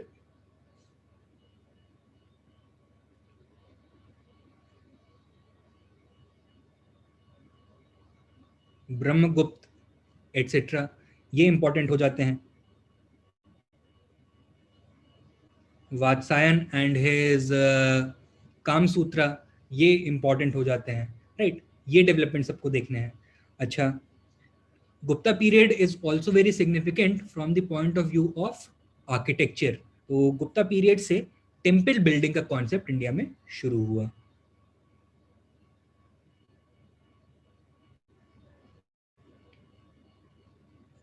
north India में किस तरह के टेम्पल्स बनाए गए? The Dravidian, sorry, Nagara style of temple. South India में Dravidian style of temples and central India में the Vesara style of temples were made. Gupta period में टेम्पल बिल्डिंग शुरू हुई और यहाँ से ये ओवर द सेंचुरीज इवॉल्व हुए, it spread to different parts of India. So temple architecture भी इंपॉर्टेंट है from the point of view of your exam. अच्छा, one very important foreign traveller visited India during the Gupta period. That was Fahim. Right. He came to India during the reign of Chandragupta Vikramaditya II. इसने India के बारे में क्या लिखा है? How he has described the Indian society, Indian economy के क्या descriptions दिए हैं, इंडियन लोगों के क्या डिस्क्रिप्शंस दिए हैं, इंडियन कल्चर के बारे में क्या बोला है, द आइडिया ऑफ अनटचेबिलिटी उसके बारे में क्या बोला है, ये सारी चीजें इंपॉर्टेंट हो जाती हैं, राइट। तो these are the important portions of ancient Indian history. अच्छा, मेडिवल पीरियड में अगर हम आते हैं तो हमको क्या क्या चीजें कवर करनी है? क्या हमें बहुत ज्यादा डिटेल में पता होना चाहिए ट्राईपार्टाइट स्ट्रगल और राजपूत पीरियड के बारे में? नो। हमको क्या पता होना चाहिए कि राजपूत पीरियड की सोसाइटी कैसी थी, ठीक है। अच्छा, ये हमको पता कहाँ से लगेगा? तो there is a very important historical work of this period known as the Tarikh Hind और the Tahqiq Hind, written by Al Biruni. It is considered to be a mirror of 11th century India. तो इंडिया की सोसाइटी, इंडिया का कल्चर, इंडिया में जो different forms of learning थे उनमें development, India का जो रिलीजन था उसके बारे में अल बरूनी ने एक साइंटिफिक स्टडी करी है और बहुत लंबी चौड़ी अपनी रिपोर्ट लिखी है। This is known as the Tahqiq Hind और दी किताबुल हिंद। तो इससे हमें पता लगता है कि क्या चीजें इंपॉर्टेंट थी। अच्छा, when we come to topic such as the Arab invasion of Sindh और द टर्किश इन्वेजन्स, तो हमको यहाँ पे क्या चीज याद रखनी है? That names of the invaders, when they invaded, where they invaded? No, हमको यहाँ पे ध्यान देना है ऑन द कल्चरल इम्पैक्ट, कि अगर the Arabs established a 300 year long kingdom in Sindh तो कुछ चेंजेस हुए होंगे, such as Islam was spread in Sindh region, Arabic literature, Arabic script, Arabic language, ये सारी चीज़ें इंट्रोड्यूस करी गई होंगी। कुछ important Arabic systems of learning होंगे जो इंडिया में इंट्रोड्यूस किए गए होंगे। इंडिया से भी अरबियों ने कुछ सीखा होगा जो कि ये वापस अरब ले गए होंगे और वहाँ से बाकी दुनिया में फैलाया होगा, right. For example, they took the zero from India, they took the Indian numeral system, उसको हिंसा उन्होंने बोला।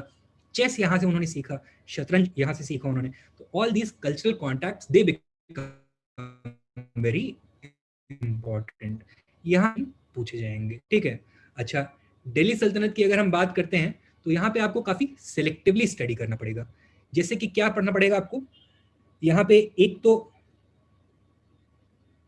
Dictionary terms become very important. तो फॉर एग्जाम्पल, अगर हम पॉलिटी के बारे में बात करें तो a number of departments were established by successive sultans of Delhi. For example, Diwane Wizarat, दीवाने अर्ज, दीवाने इंशा, दीवाने बंदागन, दीवाने रसालत, दीवाने मुस्तखराज, राइट। तो इन सब के मीनिंग्स आपको पता होने चाहिए।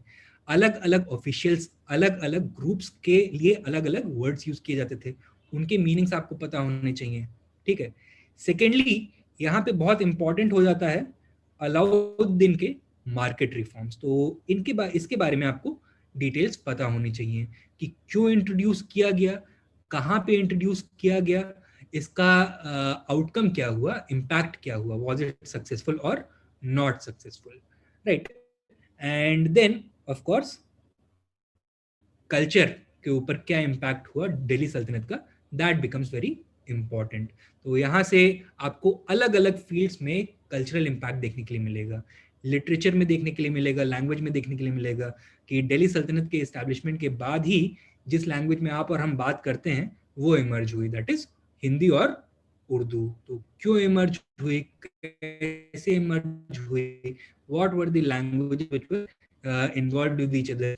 अच्छा, यहाँ पे अर्ली उर्दू में such as various Sufi saints, तो उनके कॉन्ट्रीब्यूशंस क्या रहे, राइट. तो all of these things we are going to talk about.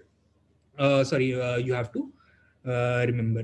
अच्छा, when talking about भक्ति एंड सूफी मूवमेंट, तो यहाँ से अगेन एक ना एक क्वेश्चन आना पक्का ही है, तो ये जरूर डिटेल में कर लीजिएगा. मेडिवल भक्ति और सूफी मूवमेंट, वो छोटे छोटे टॉपिक्स हैं, बहुत ज़्यादा इसमें समझने की ज़रूरत नहीं है, आधे घंटे में कवर हो सकते हैं अगर आपने पढ़ा हुआ है पहले, राइट. अच्छा, then when we come to the Vijayanagara empire and Bahmani Sultanate, यहाँ पे ज़रूरी हो जाता है फॉरेन ट्रैवलर्स के बारे में जानना.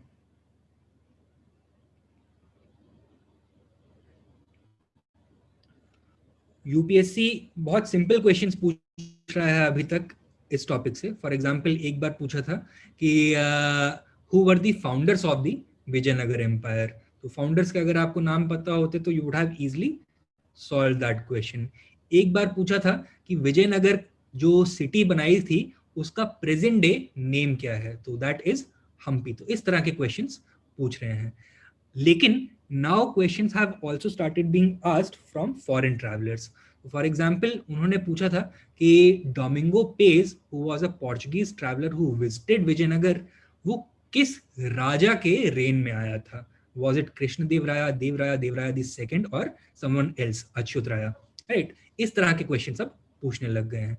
तो ये फॉरेन ट्रैवलर्स अलग अलग पीरियड्स में विजयनगर एम्पायर और बहमनी सल्तनत में आए, इन्होंने क्या ऑब्जर्वेशंस किए एंड किसके पीरियड में आए थे ये आपको पता होना चाहिए. अच्छा, यूनिक था. यहाँ पे सेंट्रल एडमिनिस्ट्रेशन कैसा था वो आपको पता होना चाहिए.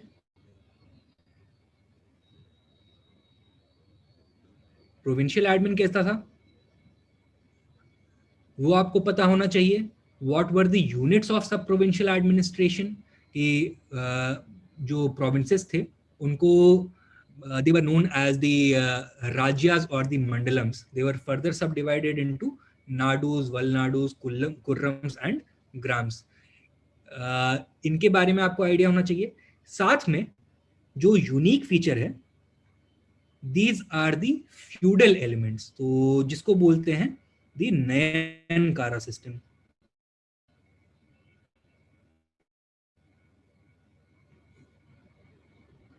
So this was the feudal system in existence during the Vijayanagar Empire. यहाँ से क्वेश्चन आने की काफी प्रोबेबिलिटी है. देन विलेज लेवल पे local self government Vijayanagar empire में एग्जिस्ट करती थी, that was known as the Ayagar system, right. अच्छा, then one ruler becomes very important when we are talking about the contribution of the Vijayanagar kings to the development of art and literature, that is Krishna Dev Raya. Virupaksha temple at Vijayanagar was constructed by him. He was himself the author of two works, Jambavati Kalyanam and Amugdha Malyada. आपको पता होना चाहिए कि इनका subject matter क्या है, किस language में लिखे गए हैं. Then he was also a great patron of the arts. तो इसके पीरियड में बोला जाता था हिज कोर्ट, इसमें अष्ट दिग्गजाज होते थे. जैसे अकबर के पीरियड में बोलते थे ना नवरत्नास्थ होते थे, वैसे ही अष्ट दिग्गजाज इसके पीरियड में थे. तो द नेम्स ऑफ दोज अष्ट दिग्गजाज, उन्होंने क्या क्या स्कॉलरली कॉन्ट्रीब्यूशंस किए, that you have to know about.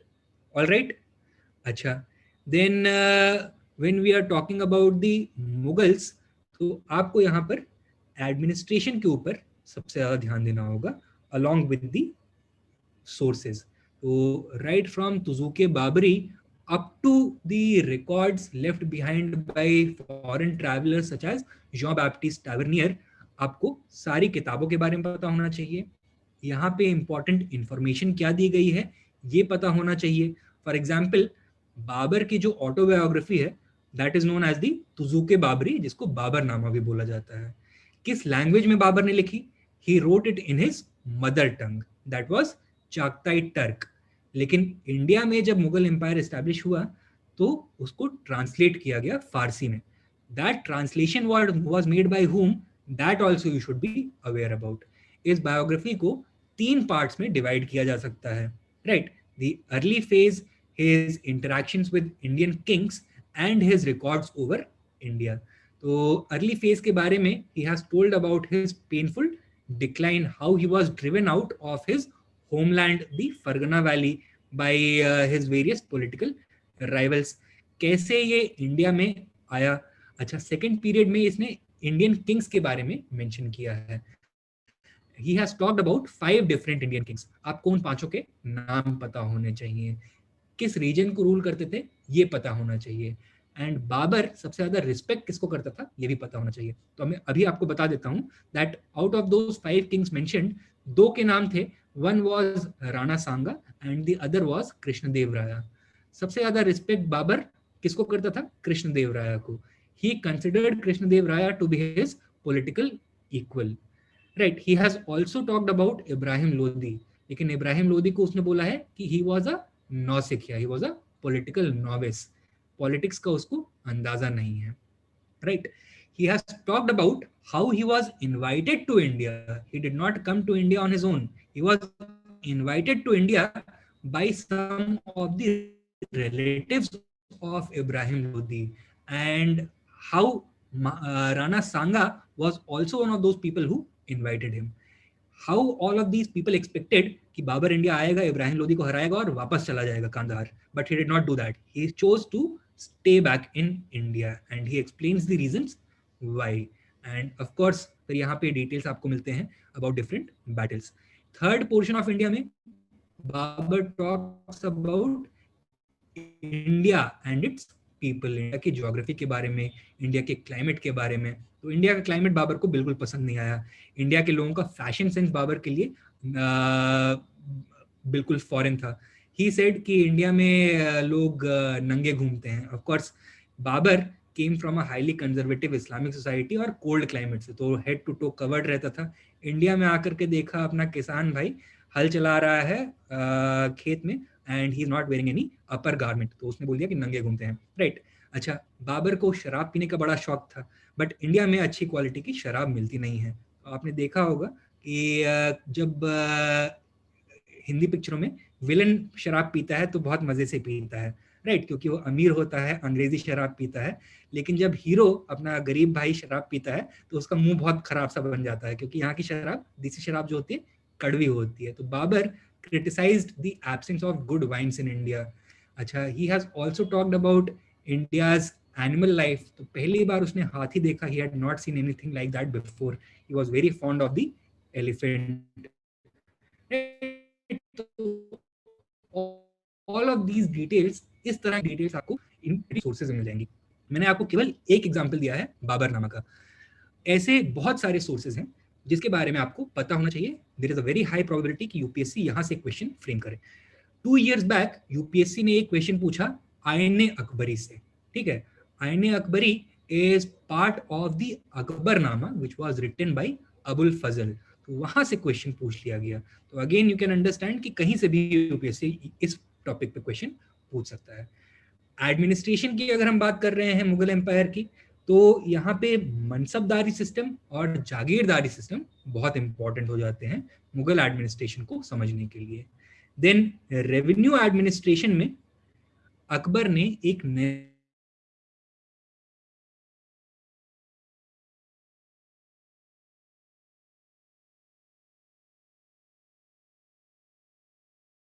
बंदोबस्त. तो these are the important components of your medieval history, जो कि रिवाइज करते समय आपको ध्यान रखना चाहिए. एंड सकते हैं और नहीं भी आ सकते हैं, आई कैन नॉट से फॉर श्योर। पास्ट में क्वेश्चंस आए हुए हैं। फॉर एग्जांपल राजपूत पेंटिंग से एक क्वेश्चन आया था बनी ठनी के बारे में, right, but since then UPSC has not asked any question. तो it is more important for you to know कि मुगल पेंटिंग में जो वेरी डेवलपमेंट्स हुए अंडर डिफरेंट एम्परर्स वो क्या क्या हुए। फॉर एग्जांपल अगर हुमायूं के पेंटिंग में हुमायूं के पीरियड में पेंटिंग शुरू हुई तो वहां पे क्या इंडियन एलिमेंट मौजूद था या नहीं था, और अगर इंडियन एलिमेंट बाद में आया तो किस एम्परर के रेन में इंट्रोड्यूस किया गया। अकबर के ईरा की पेंटिंग्स जहांगीर के ईरा की पेंटिंग से डिफरेंट कैसे थी, ये क्वेश्चन पूछा जा चुका है कि portrait paintings became important during the reign of which emperor, so that was Jahangir. Akbar के पीरियड में बुक इलस्ट्रेशंस, किताबों में तस्वीर बनाना, इसका फैशन ज्यादा था, राइट। तो these are the kinds of things that you have to look out for. अच्छा, when we are talking about Indo Islamic architecture, तो यहाँ पे आपको ध्यान रखना है कि what were the types of buildings, concepts क्या क्या थे। कुछ ऐसी बिल्डिंग्स थी जो कि दिल्ली सल्तनत में नहीं बनाई जाती थी लेकिन मुगल्स ने बनानी शुरू करी, such as the laying of gardens, planned gardens, Charbagh styles में आपने देखा होगा। तो कभी आप अगर ताजमहल गए हों या हुमायूंस टूम गए हों तो आप ये चारबाग देख पाएंगे, इनके मॉन्यूमेंट्स इसी प्लान्ड गार्डन के बीच में बनाए जाते हैं। अच्छा, what was the building material, Delhi सल्तनत के पीरियड में क्या बिल्डिंग मटेरियल यूज किया जाता था, मुगल्स के पीरियड में क्या बिल्डिंग मटेरियल यूज किया गया। For example on a large scale marble was introduced only during the Mughal empire, right. Taj Mahal बनाया गया, दीवान आम बनाया गया, that was the primary building material during the Mughal period. Ornamentation यानी कि बिल्डिंग्स को ब्यूटिफाई करने के लिए क्या टेक्निक्स यूज करी जाती थी, तो ड्यूरिंग द दिल्ली सल्तनत अलग टेक्निक्स थी, मुगल एम्पायर में अलग टेक्निक्स थी।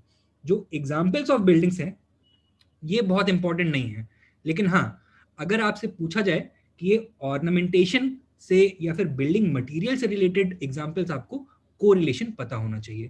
फॉर एग्जाम्पल ताजमहल किस चीज का बना गया है, संगमरमर का बनाया हुआ है, मार्बल का बनाया गया है, ये पता होना चाहिए।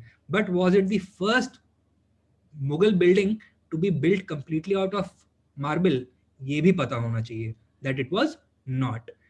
सबसे पहला मुगल मार्बल मॉन्यूमेंट कौन सा था, that was the tomb of Itimaduddaulah, Lahore में आपको मिलेगा ये। It was the tomb of the father of Nurjahan, Nurjahan ने बनवाया था। देन अपनी बिल्डिंग्स को ब्यूटिफाई करने के लिए मुगल्स ने एक नई टेक्निक इंट्रोड्यूस करी, that was known as the pietra dura, right. ये टेक्निक कहाँ से लाई गई, क्या होता था, what was done during this technique, और इसको इम्प्लीमेंट सबसे पहले कौन सी बिल्डिंग में किया गया, लार्ज स्केल पर। These are the kinds of things that to look out for. ये याद रखिए कुतुब मीनार किसने बनवाया, रिपेयर किसने करवाया, राइट। ये पता होना चाहिए कि उसका सिग्निफिकेंस क्या है, why is it important to know about those structures. Is this clear, right. अच्छा, अब मॉडर्न पीरियड की अगर हम बात करते हैं तो आप रिवीजन के टाइम पे ये वाला पोर्शन आप छोड़ सकते हैं, लेकिन यहाँ पे जो ये फर्स्ट फैक्ट्री वाला है कि अलग अलग पावर्स ने अपनी पहली पहली फैक्ट्रीज कहाँ पे एस्टैब्लिश करी, ये ज़रूरी हो जाता है। सिमिलरली ईस्ट इंडिया कंपनी में आपको बहुत ट्रिवियल इंफॉर्मेशन मिलेगी कि चार्टर 31 दिसंबर 1600 में क्वीन एलिजाबेथ ने ग्रांट किया। ये आपको याद रख के कोई बहुत इम्पोर्टेंट कोई बहुत फायदा नहीं होने वाला है। हाँ, आपको ये अब पता होना चाहिए when the charter was granted to the East India Company, who was the emperor in India, who was the Mughal emperor, कौन था, that was Akbar. This is a question जो कि यूपीएससी पूछ चुका है, ठीक है। देन अगेन फैक्ट्रीज के बारे में आपको आइडिया होना चाहिए लेकिन रटने की जरूरत नहीं है। हाँ, स्ट्रक्चर आपको पता होना चाहिए कि अगर लंदन में कंपनी का जो एस्टैब्लिशमेंट है वो किस तरह से ऑर्गेनाइज किया गया है, कोर्ट ऑफ डायरेक्टर्स हैं, बोर्ड ऑफ कंट्रोल है, कोर्ट ऑफ प्रोप्राइटर्स हैं, स्टेक होल्डर्स हैं. What is the relationship between each of these groups, and what is the relationship between the court of directors and the governors in India? Governor के नीचे India में उनके कौन कौन से functionaries हैं, उनके फंक्शंस क्या क्या हैं, all of these you should know about. Glimpse of 18th century India, यहाँ पे आपको ये वाला जो टॉपिक है, इसमें जो रीजनल किंगडम्स इमर्ज हुए, कौन से किंगडम्स थे, इनके फाउंडर्स कौन थे, और इनके कैपिटल्स क्या क्या थे, ये पता होना चाहिए. ठीक है. Then British conquest of India के बारे में अगर हम बात कर रहे हैं, तो ये जो वॉर्स एंड बैटल्स हैं, they are not very important. ठीक है. लेकिन जो ये पॉलिसीज हैं, they become quite important. Subsidiary alliance, ring fence policy, paramountcy, doctrine of lapse, etcetera. तो रिवाइज करते समय यहाँ पे ज्यादा ध्यान देंगे आप. All right. Then British policies and their impact. तो सारे लॉज को याद रखने की जरूरत नहीं है. देखो कौन कौन से लॉज याद रख सकते हैं आप कॉन्स्टिट्यूशनल डेवलपमेंट में. The regulating act of 1773. आपको इनके प्रोविजंस के बारे में पता होना चाहिए, क्यों इंट्रोड्यूस किया गया ये पता होना चाहिए. ठीक है. Then you can talk about the charter act of 1813, charter act of 1833. इन दोनों के बारे में पता होना चाहिए कि इनके पीछे बैकग्राउंड क्या था, प्रोविजंस क्या थे, और इसका इम्पैक्ट हुआ. ठीक है.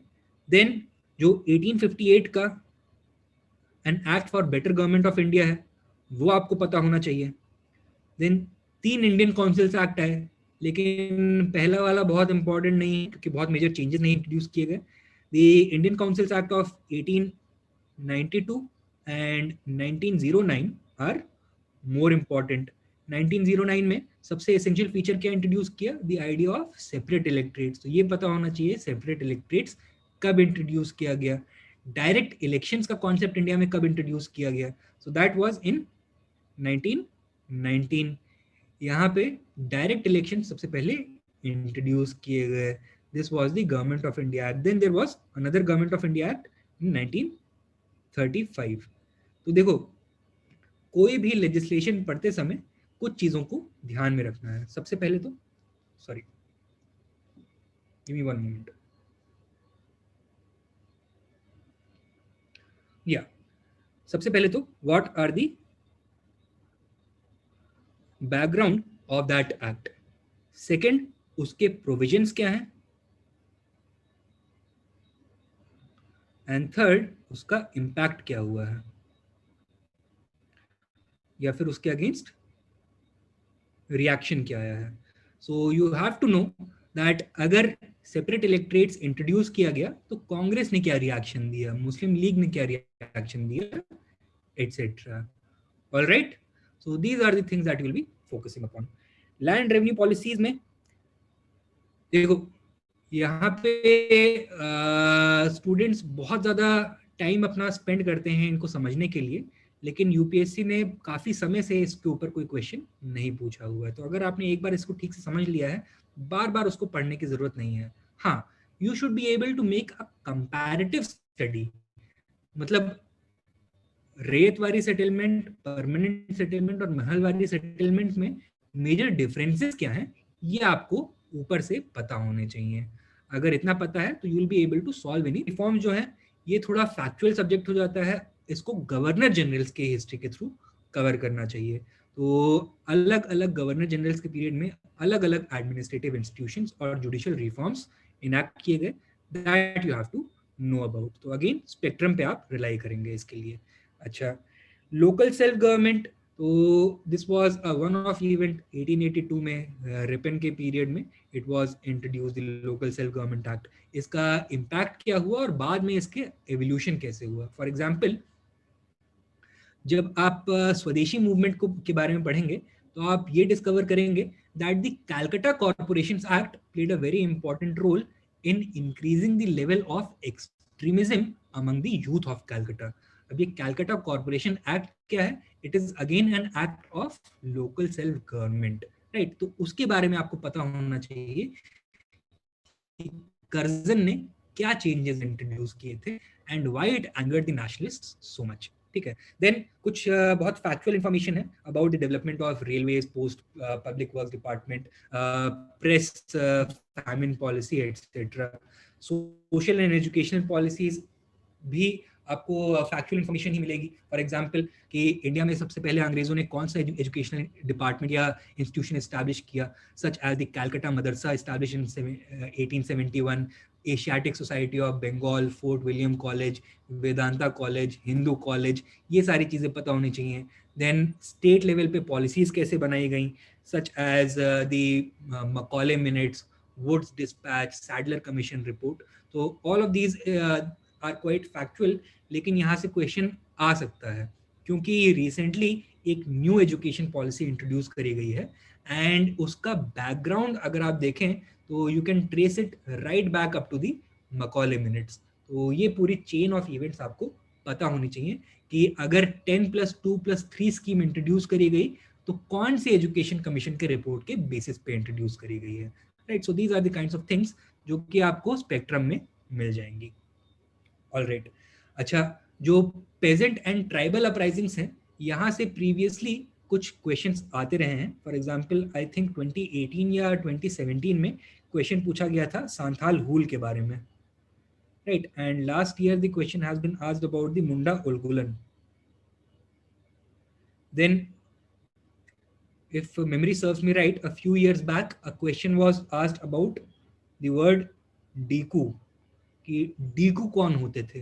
तो डीकूज वर दी आउटसाइडर्स. तो सेंट्रल एशिया में जो ट्राइबल्स होते थे, सांथाली स्पीकर्स होते थे, वो आउटसाइडर्स को, चाहे वो जमींदार हो, चाहे ट्रेडर हो, चाहे मनी लेंडर हो, उनको डीकूज के नाम से बुलाया जाता था. एंड अक्सर जब भी इनके रिवोल्ट्स एंड रेबेलियंस होते थे तो इन आउटसाइडर्स को टारगेट किया जाता था because they were the main exploiters of the tribal people. Right. And तो इस तरह के क्वेश्चंस पूछे जा रहे हैं. अच्छा, when you are talking about peasant uprisings तो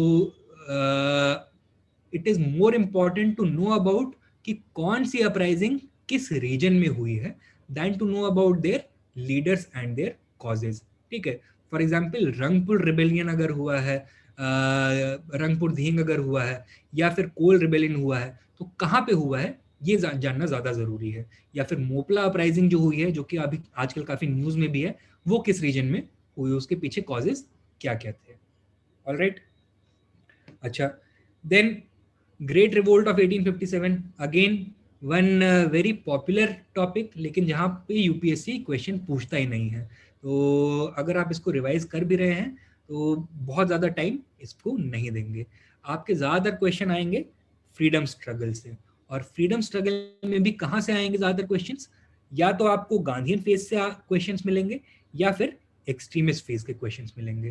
तो स्वदेशी मूवमेंट हो जाए, चाहे होम रूल मूवमेंट हो जाए, या फिर नॉन कोऑपरेशन खिलाफत मूवमेंट और the civil disobedience movement, Nehru report, the Simon commission report etcetera, यहाँ से क्वेश्चंस आपको ज़्यादा देखने के लिए मिलेंगे. Alright. So these are the kinds of things that you have to focus on while revising. अच्छा, रिवाइज आपको करना कैसे है? अब अगर 1 महीना बचा हुआ है,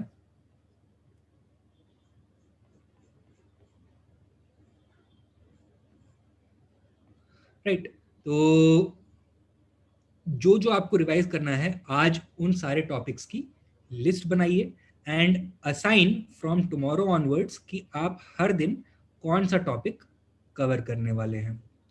ओके. अच्छा, केवल जो आपने पढ़ रखा है उसी को रिवाइज नहीं करना है.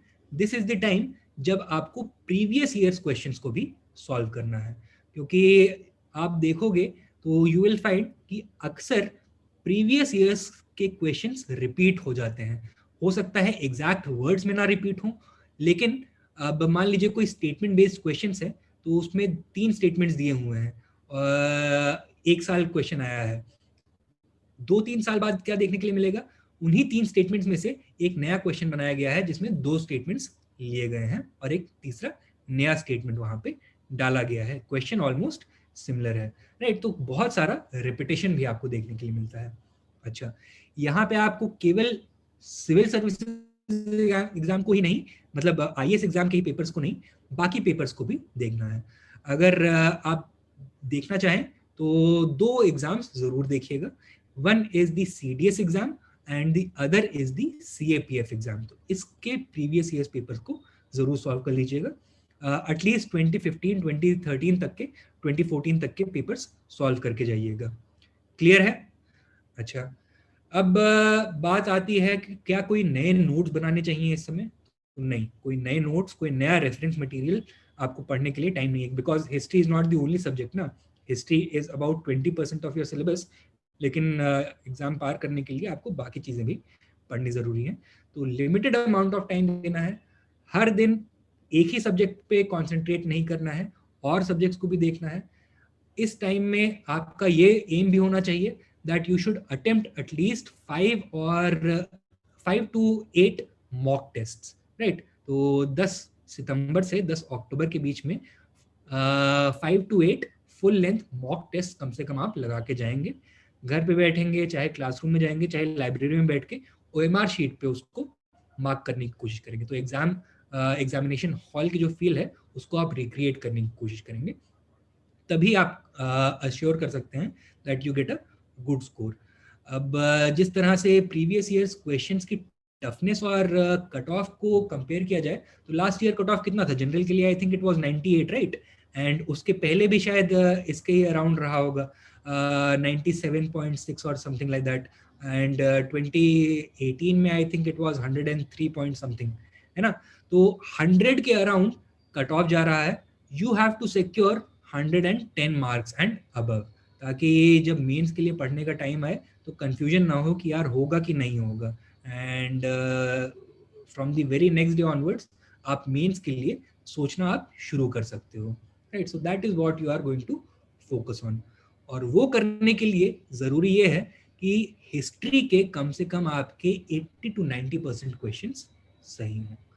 आई कैन अश्योर यू कि अगर आप इन क्लासेस को ढंग से करते हैं, क्लास नोट्स को ठीक से रिवाइज करते हैं, यू विल, अगर 20 क्वेश्चन आ रहे हैं तो 17 या 18 क्वेश्चंस तो आपके पक्का उसमें से आएंगे ही आएंगे। Then there are going to be some extra articles, some extra sources that I'm going to be sharing with you from time to time. तो उसको भी हम कवर करेंगे। Give me 1 second. Yeah, तो that is also going to be covered.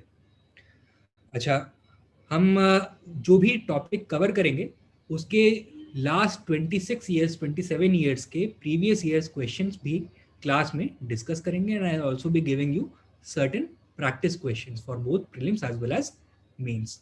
You can attempt those questions and I will check those answers for you. ठीक है, तो I hope that answers your query कि prelims को कैसे revise करना है। अच्छा, then there is one question, some questions are so difficult, how to solve them? वो तो तैयारी के ऊपर डिपेंड करेगा। किसी के लिए सेम क्वेश्चन बहुत आसान हो सकता है, किसी के लिए काफ़ी डिफिकल्ट हो सकता है। फॉर एग्जांपल, अगर इसी साल के पेपर को आप देखते हैं, लास्ट ईयर के पेपर को आप देखते हैं, एंड हिस्टोरिकल टर्म्स के बारे में आप अगर देखते हैं, तो अगर आपने नितिन सिंघानिया की किताब पढ़ी थी तो आपको पारामितास पता होता, right? If you had studied about the economic history of India in detail, तो आपको हुंडी के बारे में पता होता। अगर गुप्ता पीरियड की हिस्ट्री आपने ठीक से पढ़ी है एंड लैंड होल्डिंग सिस्टम्स को ठीक से कवर किया है, तो these terms you would have known about. लेकिन अगर ये टर्म्स आपने नहीं कवर किए हैं तो देयर इज नो चांस कि आप इस क्वेश्चन को सॉल्व कर पाओगे। फिर वही होगा, आप अक्कड़ बक्कड़ बम्बे वो करोगे एग्जामिनेशन हॉल में बैठ करके, right? And no one wants that, right? तो it is, देखो ये क्वेश्चंस ऐसे हैं that either you know them or you don't know them, there is no two ways about it. And अगर टफनेस में मैं इसको देखूं तो ये आइडिया, ये जो क्वेश्चन है हुंडीज वाला, this is a very easy question. ये आपको इकोनॉमी के क्लास में भी कवर करा दिया जाता है। पारामिताज वाला ये मैं बोलूंगा कि मीडियम टफनेस का क्वेश्चन है। कुल व्याप एंड ड्रोन व्याप ये हम अपनी क्लास में कवर करते हैं। इनफैक्ट आप शायद देखेंगे कि कई सारी किताबों में भी आपको ये टर्म्स देखने के लिए मिल जाएंगे। हाँ, ये वाला जो क्वेश्चन है ये आपको हर जगह पे नहीं मिलेगा, और अगर मिलता भी है तो हर जगह पे अच्छे से समझाया नहीं जाता, it is not explained very well. और यहाँ पे डेफिनेशन वाला मैटर है, तो it is not simply a matter of identifying कि ये कौन लोग थे, but it you have to differentiate between them कि ये ठीक मैच किया गया है या नहीं किया गया है अपनी डेफिनेशन से। तो दिस आई वुड से कि ये थोड़ा टफर साइड पे क्वेश्चन था, बट अगेन इस तरह के क्वेश्चन आप अपनी क्लास में कवर करते ही करते हैं, ठीक है। अच्छा, coming up to the next class. So from tomorrow we are going to start our ancient history. फिर उसके बाद इसको कवर करने के बाद फिर medieval and finally modern history cover करेंगे। फिर उसके बाद मेंस वाला जो पोर्शन है इसके बाद कवर किया जाएगा, ठीक है। तो that is going to happen some time during October. आप ये मान के चल सकते हैं कि एंशियंट और मेडिवल हिस्ट्री को कवर करने के लिए we will take about 25 to 28 classes. हाँ, अच्छा, यू रेज योर हैंड, तो I am asking you to unmute.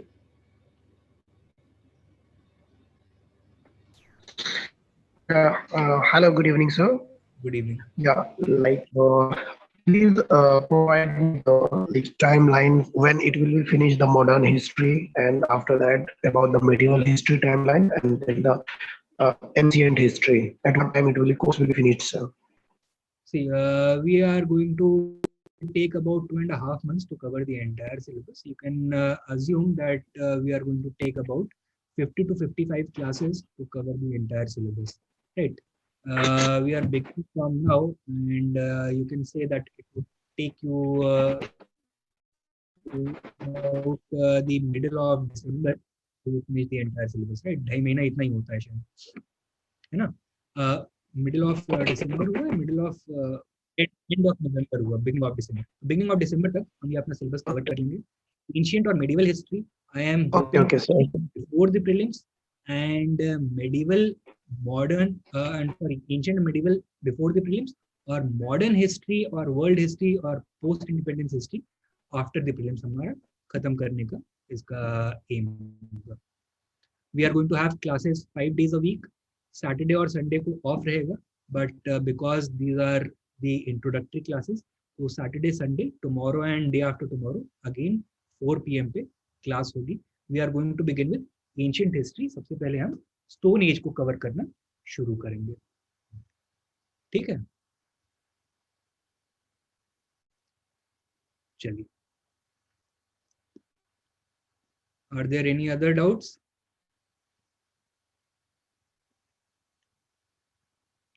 नहीं? So that is it from me. I'll see you again tomorrow. 4 PM we are going to meet. All right. Thank you.